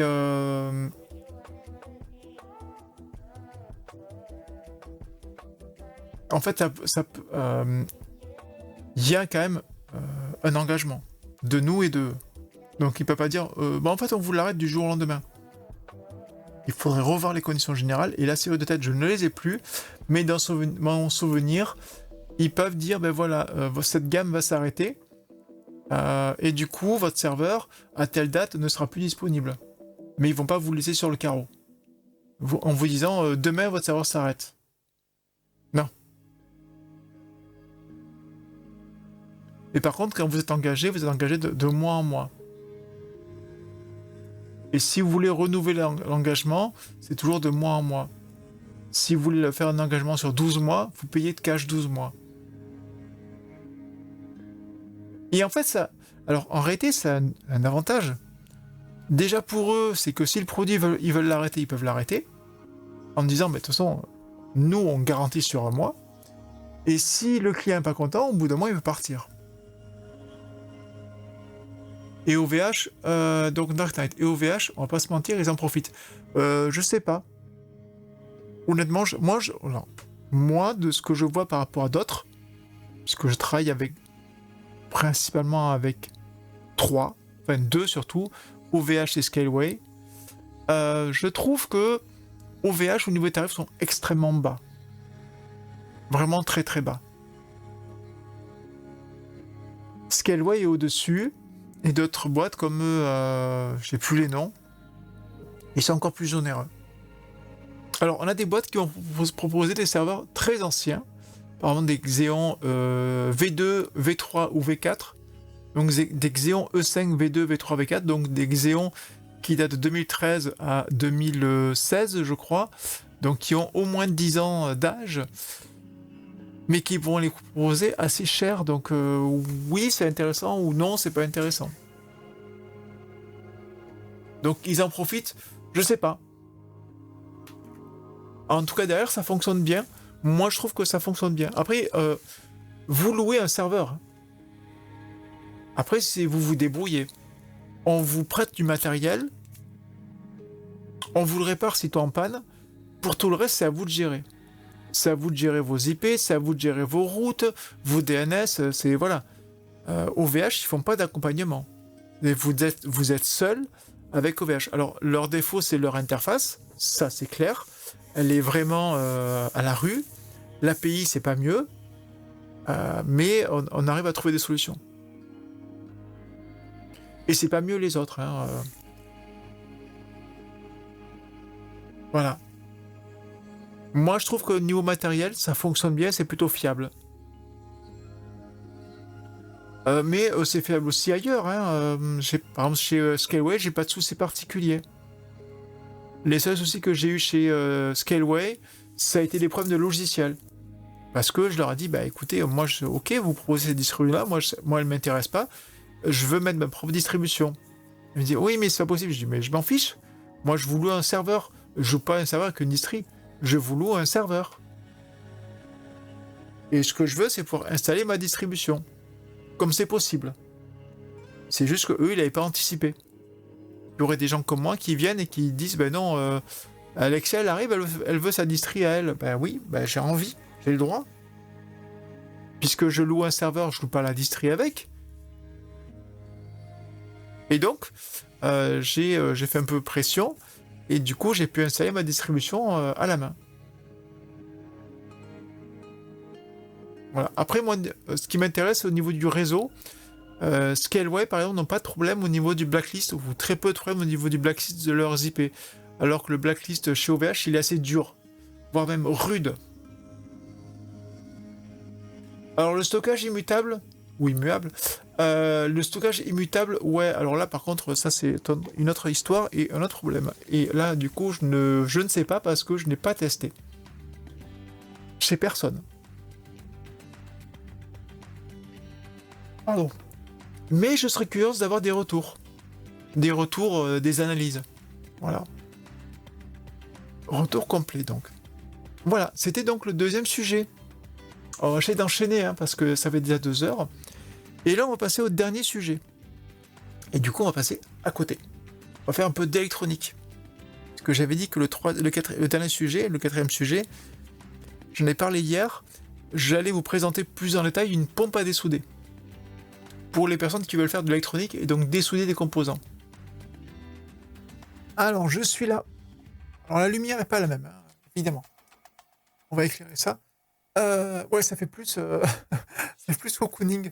J'aime bien ce côté ambiance différente pour la partie électronique. Alors, je vais essayer de vous présenter, du coup, non pas un fer à souder, hein, voilà. Non pas ça, parce que ça, c'est pas très intéressant à vous présenter. Mais plutôt une pompe à dessouder, parce que ça, vous n'en voyez pas tous les jours. Et c'est vrai que moi, j'en ai depuis longtemps. J'ai eu des modèles différents. Et là, j'avais envie de vous présenter ce modèle-là. Donc, ce que je vais vous faire, c'est que je vais vous mettre la caméra zénitale. Voilà, qui est floue. Oui, merci. Alexa nous montrer une caméra floue. C'est pas très intéressant. On va faire la mise au point.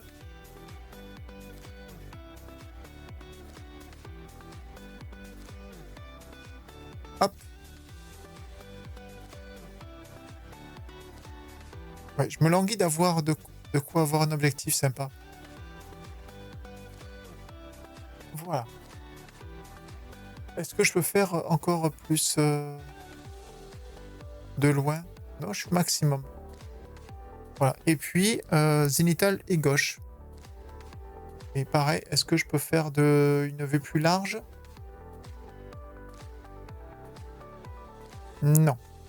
Alors, attendez, on va garder la zénithale. Et on va changer l'objectif de celle-là.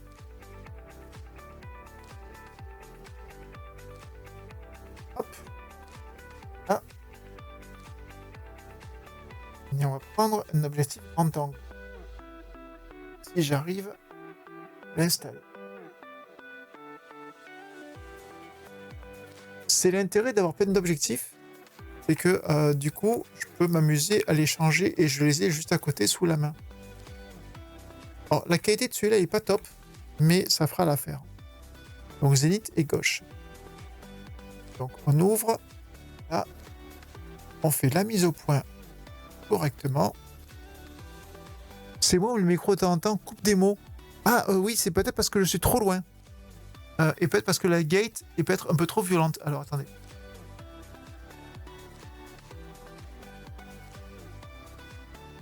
Voilà, vous allez me dire si c'est mieux comme ça. Voilà, je suis en train de faire la mise au point. Oui, ça marche. Voilà. Il n'y a plus qu'à orienter ça un petit peu mieux.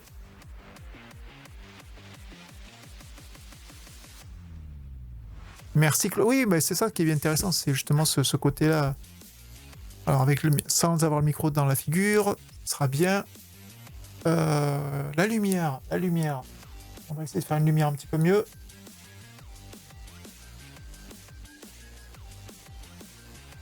Voilà. Et celle-là, elle peut être un petit peu violente. Non, il faut les deux en fait. Alors, qu'est-ce que je vais vous montrer là? D'abord, je vais vous montrer avec la caméra zénithale. Voilà. Je vais vous montrer cet appareil-là. Voilà. Cette petite boîte là, sympathique. Je vais vous la montrer visuellement pour que vous puissiez la voir. Voilà. Donc, c'est un poste à dessouder, une station à dessouder. On n'en voit pas forcément très bien. Je vais essayer de amener un peu de lumière. Voilà. Vous avez un côté aspiration et le côté où vous branchez le fer à dessouder. Ici, les réglages de température. Vous pouvez avoir 3 réglages. Le panneau avant qui s'incline. Je ne sais plus comment, voilà, comme ça ou comme ça. Voilà. Ça peut être pratique. Voilà. C'est uniquement pour les gens qui font de la soudure et surtout qui cherchent à dessouder. Voilà. Un bouton marcherait sur l'avant, bien pratique. Et puis ici, la partie qui aspire, vous avez, il y a une petite mousse là. C'est un filtre. Vous pouvez d'aspirer des saletés avec. Donc il faut toujours laisser. Alors, c'est fourni déjà vissé. Je l'ai dévissé avant parce que c'était très dur. Donc j'ai pris la pince pour dévisser. Voilà, donc ça c'est l'appareil principal. Je vais le poser à côté. Et je vais le brancher. Ma chaîne YouTube est toute neuve. Alors non, ma chaîne YouTube elle est assez ancienne. Ah non, la chaîne YouTube elle est vieille. Hein. Alors je mets la caméra à gauche pour qu'on puisse voir ça. Bon, ça c'est déjà déréglé. Non mais c'est fou ça, la mise au point est vraiment catastrophique. Et donc maintenant, ici, voilà, je vais le montrer. Nous avons donc ici un fer à dessouder qui se compose du coup d'une gâchette. Voilà. Si j'arrive à faire la mise au point dessus. Non, c'est pas foufou. On va faire comme ça. Donc il se compose ici d'une gâchette. On a un corps principal que je vous détaille après. Ici une buse à l'entrée que je vous montrerai après également. Donc, et là, la partie que l'on branche. Donc la prise électrique et la prise aspiration. Donc tout simplement, je le branche. Pardon, on ne le voit pas. Je le branche ici. Voilà. C'est livré non monté, hein. Il faut juste brancher ça. C'est pas ce qu'il y a de plus compliqué. Il y a un petit détrompeur pour mettre dans le bon sens. On va se tromper.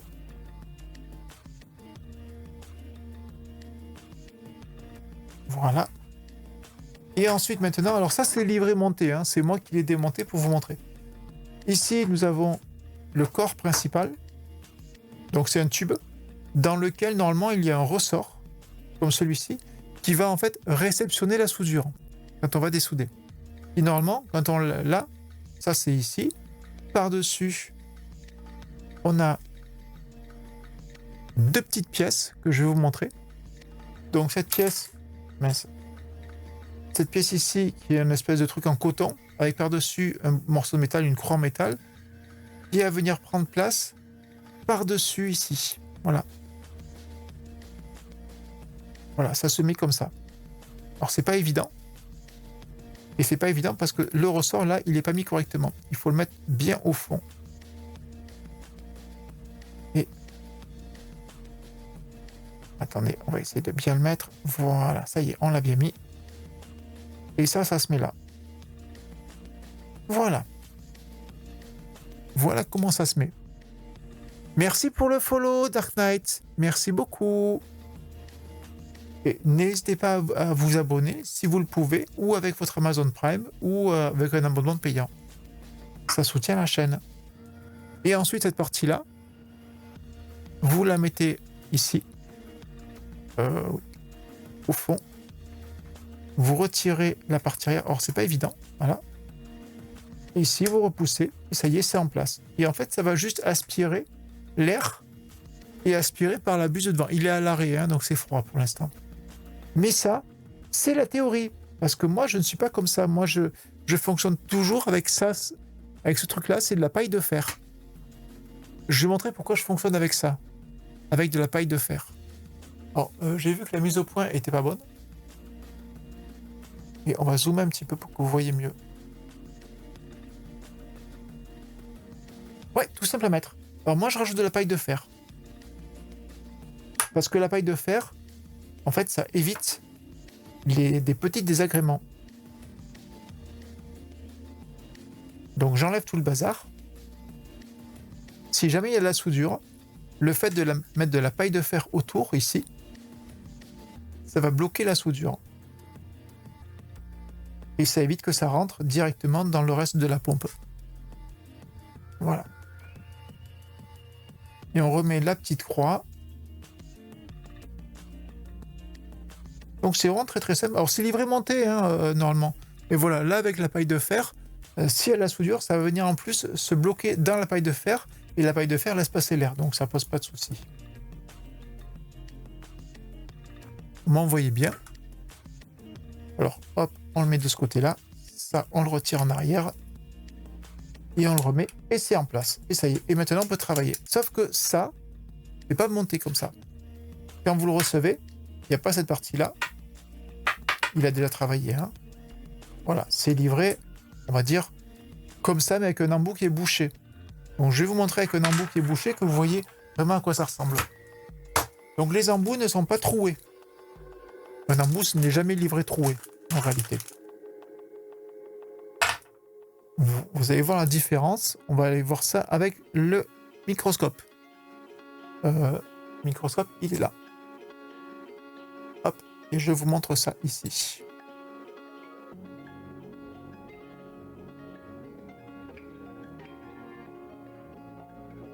Voilà. Donc vous avez une buse. Désolé, mes ongles sont moches. Vous avez une buse ici qui est débouchée, qui est utilisée, et une buse ici qui n'est pas bouchée. Qui est bouchée, pardon. Qu'il faut utiliser. Il y a de l'étain dessus, il faut l'étamer pour faire fondre cette bille. Voilà, qui va s'ouvrir comme celle-ci après. Et donc c'est ce qu'on va faire là. Allez, on repasse sur la zénitale et la gauche, et on enlève le bras du milieu qui va nous gêner.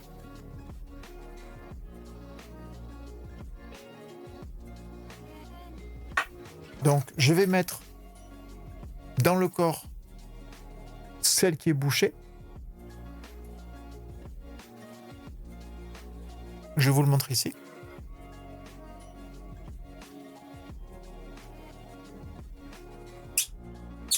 Voilà.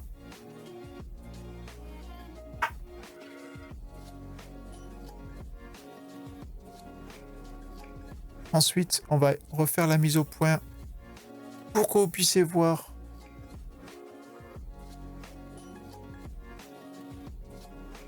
la pompe à dessouder en action. On va prendre le support qui va bien, qui est vendu avec. Le support, il est vendu avec, hein, donc vous avez juste à le mettre comme ça. Et ça tient. Parfait. Voilà. Impec. On va zoomer encore un petit peu parce que je trouve qu'on ne verra pas assez bien.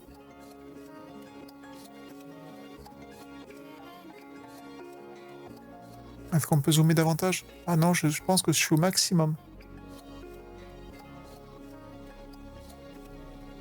Voilà, on va passer en left. Voilà, left avec les zénitales. Voilà, comme ça vous voyez bien. Donc je vais démarrer l'ensemble. Voilà.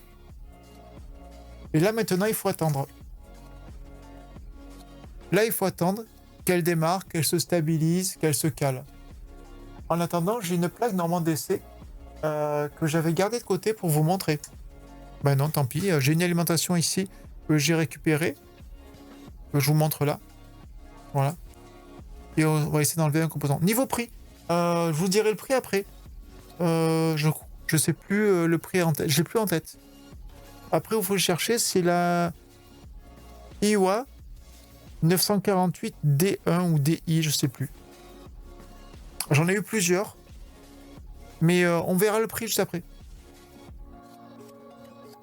Voilà. Elle est en train de chauffer. Donc je vais prendre de l'étain. De la soudure. Elle est à 380 degrés, ce qui est largement suffisant. Et alors ça, par rapport à une pompe à dessouder, c'est quand même beaucoup plus efficace puisque vous aspirez tout, vous chauffez, vous aspirez en même temps. Donc c'est vraiment très très efficace et ça laisse un côté ultra propre. Alors parfois par contre il faut souder, donc du coup on va peut-être devoir souder un petit peu parce que le problème c'est que c'est souvent de la soudure ROHS. Donc on va sûrement devoir souder en même temps. Voilà, on la laisse faire, elle est en train de... Je pense que c'est bon. Non, pas encore. C'est pas encore bon. Donc pendant que ça se prépare, on va laisser continuer à chauffer tranquillement. Moi, je vais donner un petit coup d'étain ici, sur cette plaquette-là, je vous la montre. Voilà. Cette plaquette-là, je vais donner un petit coup d'étain ici. Et là. Avec le scope, vous allez voir mieux. Voilà. Ici, en fait, hop là, la mise au point n'est pas bonne.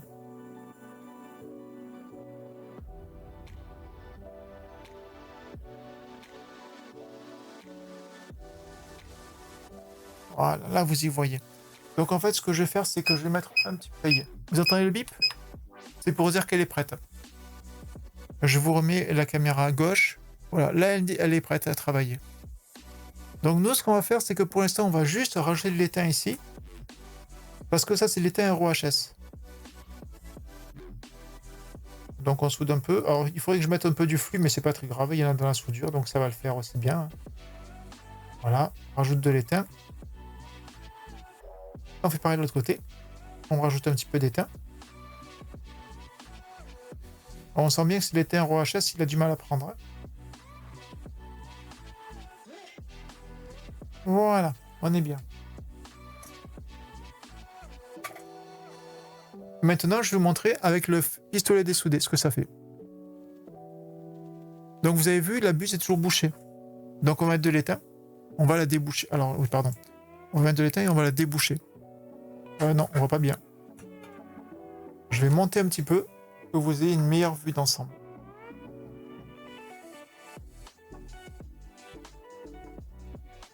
C'est mieux là, je pense.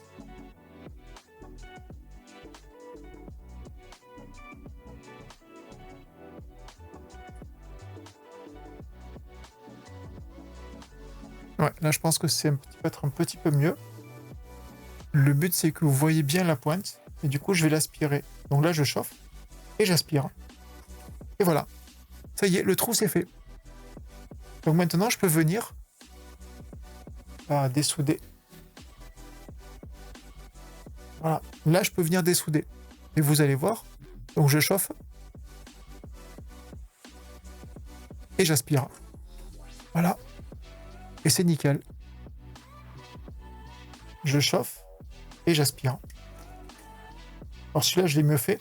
Là, je le refais un petit peu. Voilà.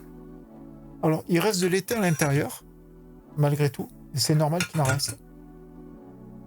Voilà. Et du coup, c'est un connecteur ici qui est difficile à enlever.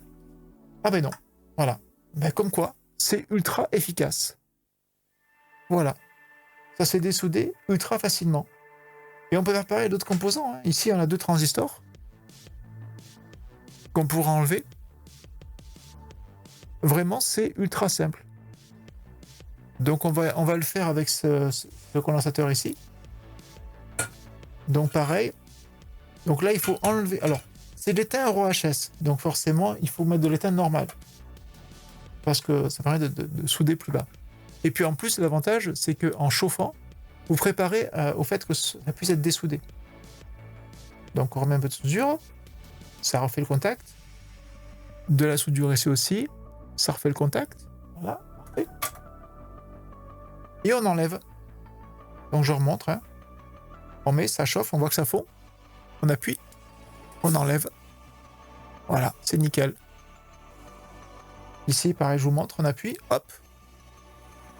Voilà. Ça y est.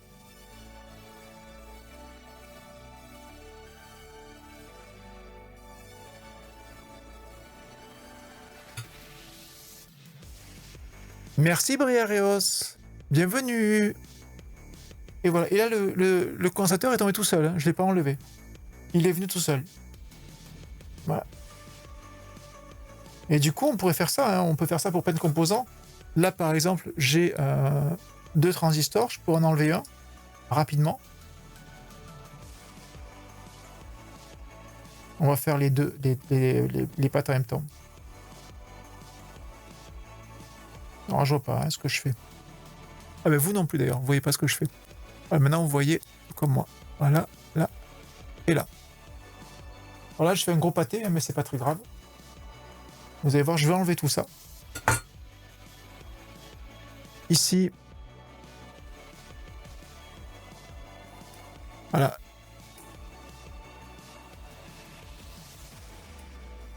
Voilà. Et le transistor, il est en train de se barrer. Et il est effectivement en train de... Il est un petit peu chaud. Voilà. Il est là. Voilà. Et c'est propre, c'est enlevé. On va le remettre. Parce que le but, c'était de vous présenter cette alimentation dans un prochain live. Donc, je vais tout remettre en place. Voilà. Après l'imposition. Et on va le ressouder.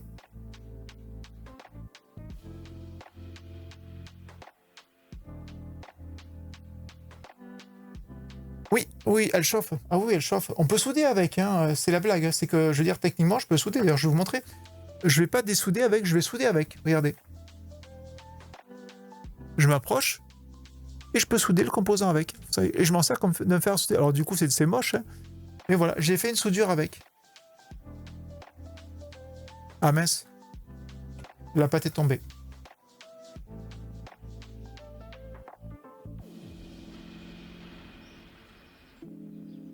Hop là, je regarde pas ce que je fais, c'est pas évident de faire les deux en même temps.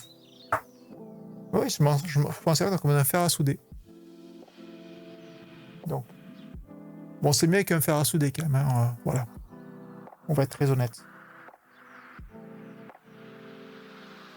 Voilà. Et du coup, on fait les... Alors, c'est pas la meilleure panne pour dessouder, hein, ça. C'est pour souder ça. Mais bon, ça va le faire aussi.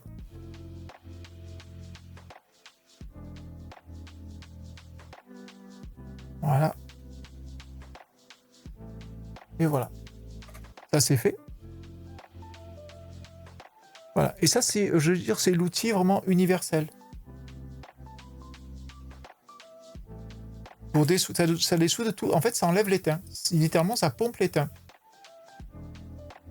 Et donc là, ce qu'on va faire, c'est qu'on va l'arrêter. Donc, il va refroidir doucement. Voilà. Je l'ai éteint. Donc, je vous montre scope left. Voilà. Donc là, je l'ai éteint. Donc, du coup, c'est encore chaud. Ça va prendre du temps à refroidir. Mais on peut quand même enlever cette partie-là. Et vous allez voir après ce qui reste à l'intérieur. Alors, je finis de ressouder. Moi, je vais finir de ressouder cette partie-là.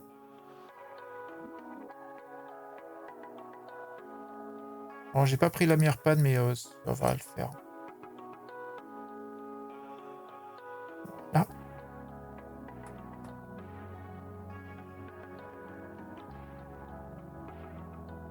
Oui, toujours. Toujours parce que du coup, quand vous ressoudez un petit peu avant, vous vous amenez de la soudure qui est neuve et qui est propre. Donc c'est toujours intéressant de remettre de l'étain, en fait, pour qu'il y ait aussi un mouvement thermique et intéressant. Qui permet que ça se dessoude mieux au final. Voilà. Non, il n'y a pas assez d'étain là-dessus. Là. Oui, alors pour souder, je suis désolé, je vais très très vite. Il y en a qui prennent du temps. Moi, je n'aime pas prendre mon temps. Pour la soudure, je vais toujours très très vite. Parce que, en fait, souder, ça veut dire générer un choc thermique avec les différents composants qui sont aux alentours. Donc, il faut toujours aller très très vite. 132 €. Ah ben écoute, oui, je sais pas combien je l'ai payé, je sais plus. Mais on va le regarder après. Alors, voilà, donc là j'ai tout remis comme c'était. Merci pour le lien, Dark Knight. On vérifie après que c'est bien celle-là.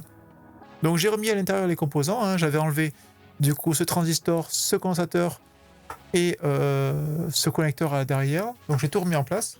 Comme ça on peut regarder l'alimentation pour un prochain live. Mais oui, je vérifierai que c'est bien celle-là, mais je pense que ça doit être ça, il n'y a pas de raison. Hein. Et du coup, on va aller voir dans le fer à souder maintenant la soudure qu'il y a eu. Alors, on change. On va repasser sur Azénital. Voilà. Donc, même topo. Alors, c'est encore chaud, évidemment, mais cette partie-là, je peux la démonter. C'est pas gênant. Voilà. J'enlève tout le bazar. Cette partie-là est plus chaude, hein, c'est normal. Je range le fer. Donc, je peux quand même toucher, hein, même si c'est chaud. Et du coup, j'enlève la partie arrière qui aspire. Et malgré la paille de fer, ça aspire bien. Alors, la paille de fer est juste à protéger. Et après, ce que je fais, c'est que l'élastique, regardez, je secoue. Voilà. Je remets ma paille de fer. Et juste là pour protéger. Mais il faut qu'elle fasse le tour, par contre. Voilà. Je la remets et vous allez voir ce qui est tombé. Côté. Attendez, je remets la paille de fer correctement. Voilà. La croix avec le coton. Et voilà. Et là, vous avez les résidus de soudure qui sont là. Ils sont tous tombés là. Et il n'y a rien qui est passé de l'autre côté. Et la paille de fer, elle est juste là à éviter que de la soudure puisse se mettre sur le coton qui est là. Alors, je sais pas si du coton ou un tissu, mais en tout cas, voilà, ça protège. Voilà, et on remet et on remonte. Voilà. Et du coup, on va revoir le prix de ce petit truc. Alors, vous avez quand même des articles qui sont intéressants et très utiles. Et vous allez voir ce qu'il livre avec. Vous avez donc ce genre de choses qui vous permet du coup de le mettre à l'intérieur ici, quand c'est chaud évidemment, et de venir nettoyer l'intérieur, enlever si c'est bouché. Normalement, c'est pas censé être bouché parce que vous êtes censé le nettoyer régulièrement. Vous avez des petits ici des petits filtres. Alors, je sais pas pourquoi il y a des petits cœurs. Non, j'adore, mais oui, non. Voilà, vous avez des filtres, donc des filtres pour la pompe et des filtres pour le corps de pompe. Pompe à dessouder, oui, avec le cascadeur, tout à fait. D'autres ressorts, enfin voilà. Tout est en double, un corps en plastique en plus. Voilà, tout est, il y a plein d'articles en plus, c'est vraiment bien fichu. Et du coup, on va aller voir si le lien était bien celui que j'avais pris. Alors moi, je sais plus si j'ai acheté sur AliExpress, sur Banggood ou ailleurs. Je sais plus. Ou peut-être même sur Amazon. Et puis avec, donc, vous avez... Hop là. Bon réflexe avec ça. Moi, le mien, il est un peu usé, hein, forcément, je m'en sers souvent. Mais voilà, vous en avez plusieurs. Vous en avez en tout 4. Vous en avez 4 qui sont livrés. Voilà. Je vais le ranger. Voilà. Il y a 4 têtes qui sont livrées, ça se change facilement. Allez, on repart à côté. Toc, on éteint ici. On repart sur Global et je vous reprends tout de suite.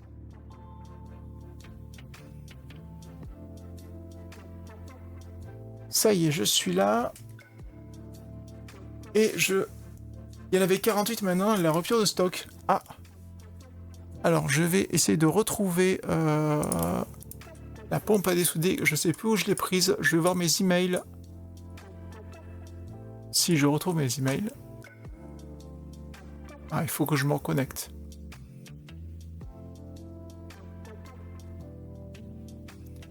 Alors, pompe. Je l'ai commandé chez qui? Oula, ça remonte. Non, une pompe péristaltique, ça vous intéressera pas. Non.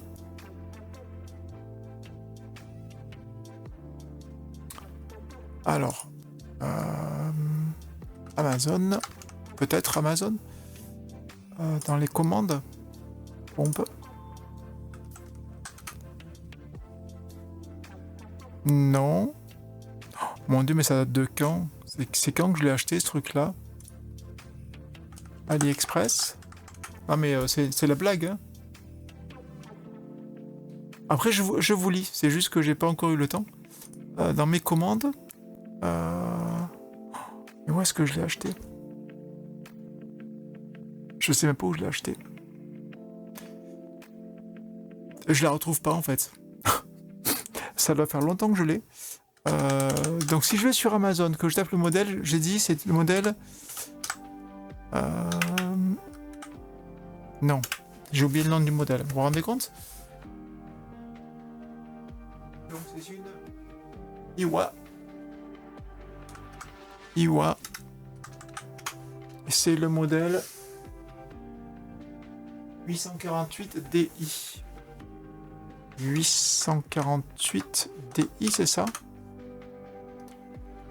848 DI. Oui, et c'est la nouvelle version, c'est celle-là. Copie adresse du lien. Allez, on va voir ça ensemble. Ah oui, parce qu'il y a plusieurs versions. Ah, c'est pour ça que j'ai pris celle-là. Ok. Attendez, hein, je vous prépare un lien propre. Sans toute la fioriture de l'URL. Voilà. Donc, c'est ce modèle-ci. Voilà. Pourquoi ce modèle-ci? Parce qu'elle a les nouveaux ressorts. Parce que l'ancienne pompe que j'avais, c'était pas ces ressorts-là. Voilà. Et alors, les buses améliorées, ça, je ne sais pas. Si c'est vraiment amélioré. Mais elles sont plus longues, elles sont plus intéressantes. Et elles ont des tailles différentes. Voilà. Et elles sont toutes bouchées. Évidemment. Allez, je vous mets le lien.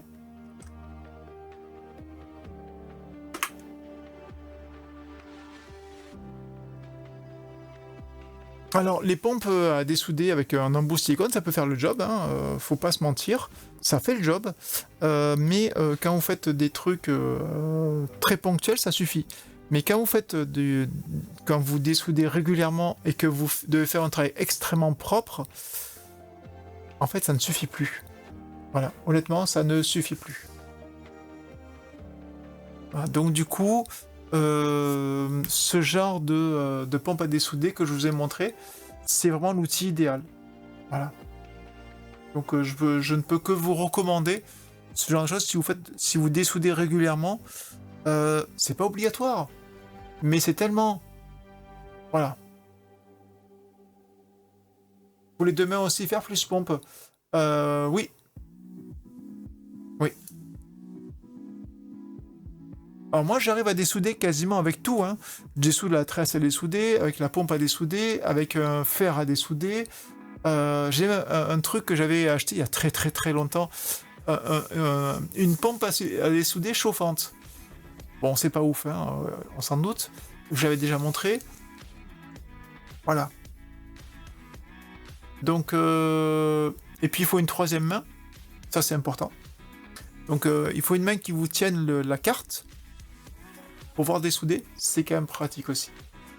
Voilà. Mais toujours important d'avoir les bons outils par rapport à l'usage que vous en faites. Ça sert à rien de dépenser là 130 €, enfin 132 € si c'est pour vous en servir 3 fois dans l'année. Ça, je vois pas l'intérêt en fait. Vaut mieux acheter une pompe à 5 € et peut-être investir sur un meilleur fer à souder plutôt qu'acheter une super pompe à dessouder et avoir un fer à souder qui soit pas ouf. Voilà. Voilà. Donc je crois qu'on a fait le tour. Je voulais pas faire un live très très long ce soir. Je pense qu'on va s'arrêter là. Parce que je vais être très honnête avec vous, je suis extrêmement fatigué. Et ça fait plusieurs jours que ça dure, c'est difficile. Voilà, donc 132 €. Ah, après le cascadeur, qu'est-ce que tu nous donnes? Je crois savoir ce que tu nous montres. Je regarde également. Ah oui, alors ça, j'ai vu il y a longtemps. Ce genre de choses, j'ai vu il y a longtemps. Je ne sais pas ce que ça vaut. Voilà. Je ne sais pas du tout ce que ça vaut.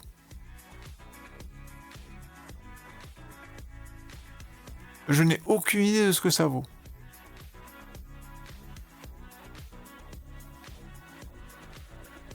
Surtout que où va la soudure? Voilà. Après, ça vaut 50 €. Est-ce que ça en vaut la peine? Honnêtement, je ne sais pas. Mais c'est pas... Voilà. En plus, 30 watts seulement, ça fait un peu léger 30 watts. L'autre article que je vous propose, il fait pas 30 watts. Il est vraiment plus puissant. Alors, qu'est-ce que tu me donnes? Celui-là. Hop.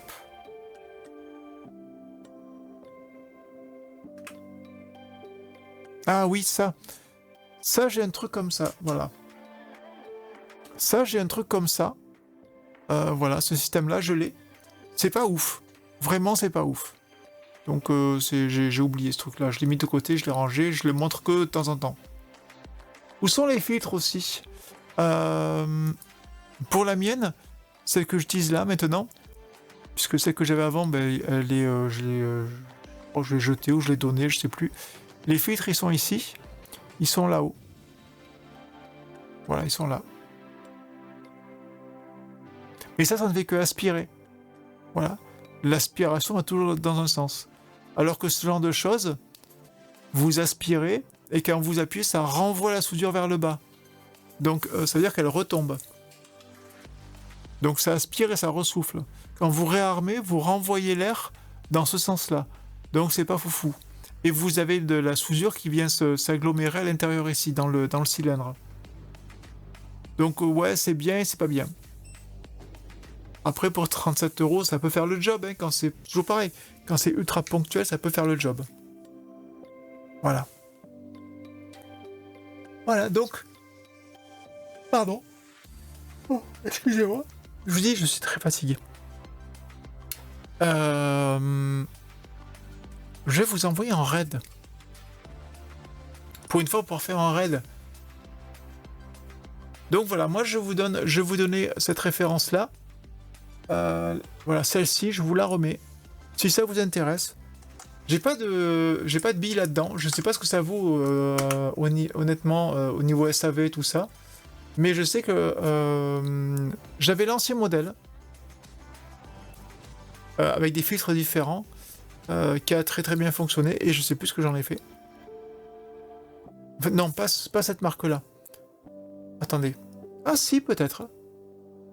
Peut-être si, cette marque-là. Et que je n'ai plus. Ou que j'ai peut-être encore dans un carton. Je peux être des bêtises, peut-être que je l'ai encore. Je ne m'en rappelle plus. Honnêtement, je me souviens plus. Donc voilà. Voilà un bon outil quand vous voulez dessouder régulièrement. C'est très pratique. Ouais, les clones JCD. Ouais. À voir. Moi, Iwa, je suis globalement satisfaite de leurs produits, même si, je vais être très honnête, les pistolets air chaud Iwa, je déconseille vivement. Voilà. Je sais pas s'il y en a là. Voilà, ça. Ce genre de pistolet air chaud là que l'on voit ici. Voilà, ça je vous le déconseille fortement. C'est pas du tout sécurisé, je trouve. Ah, parce que ça a tendance à surchauffer et à fondre. Donc là non. Là par contre, il faut investir très cher. Très cher, c'est 350-400 €, voire plus, pour un vrai pistolet air chaud. Mais est-ce que ça vaut le coup pour l'usage fait? Je sais pas. Pour moi, oui. Pour vous, je suis pas sûr. Voilà. Allez. On s'arrête là. Il y aura le replay. Je pense que je mettrai demain tranquillement. Pour une fois, j'essaie de faire un live plus court. Parce que je sais qu'après, les gens s'endorment. Voilà. Je vais essayer de vous envoyer, pour une fois qu'on finit pas trop tard, chez qui je pourrais vous envoyer Yodim. Il nous a fait un raid. On va lui faire un raid. Voilà, Yodim. Vite, avant qu'il s'arrête. Est-ce qu'il est sur la fin? Non. Alors, on va lui envoyer un raid. Yodim. Perso, j'aimerais apprendre à rebiller les CPU ou ce qu'est un jour. Alors, il faudra investir. Oui. Oui, faut du gros matos. J'ai ce qu'il faut pour ça, puisque j'en fais. Allez, je vous envoie un raid chez Yodim. Il va être ravi. Je vous fais de gros bisous. On se retrouve donc du coup la semaine prochaine et on fera une FAQ perso. Donc si vous avez des questions, préparez-les à l'avance.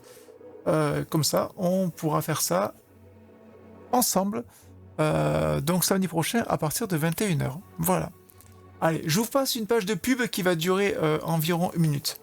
Des bisous, à bientôt. À samedi prochain, FAQ perso. Allez, bonne semaine à vous, bon courage pour la chaleur, bon courage pour ceux qui travaillent encore, et bonnes vacances à ceux qui sont déjà en vacances. Allez, à bientôt, des bisous, bye bye.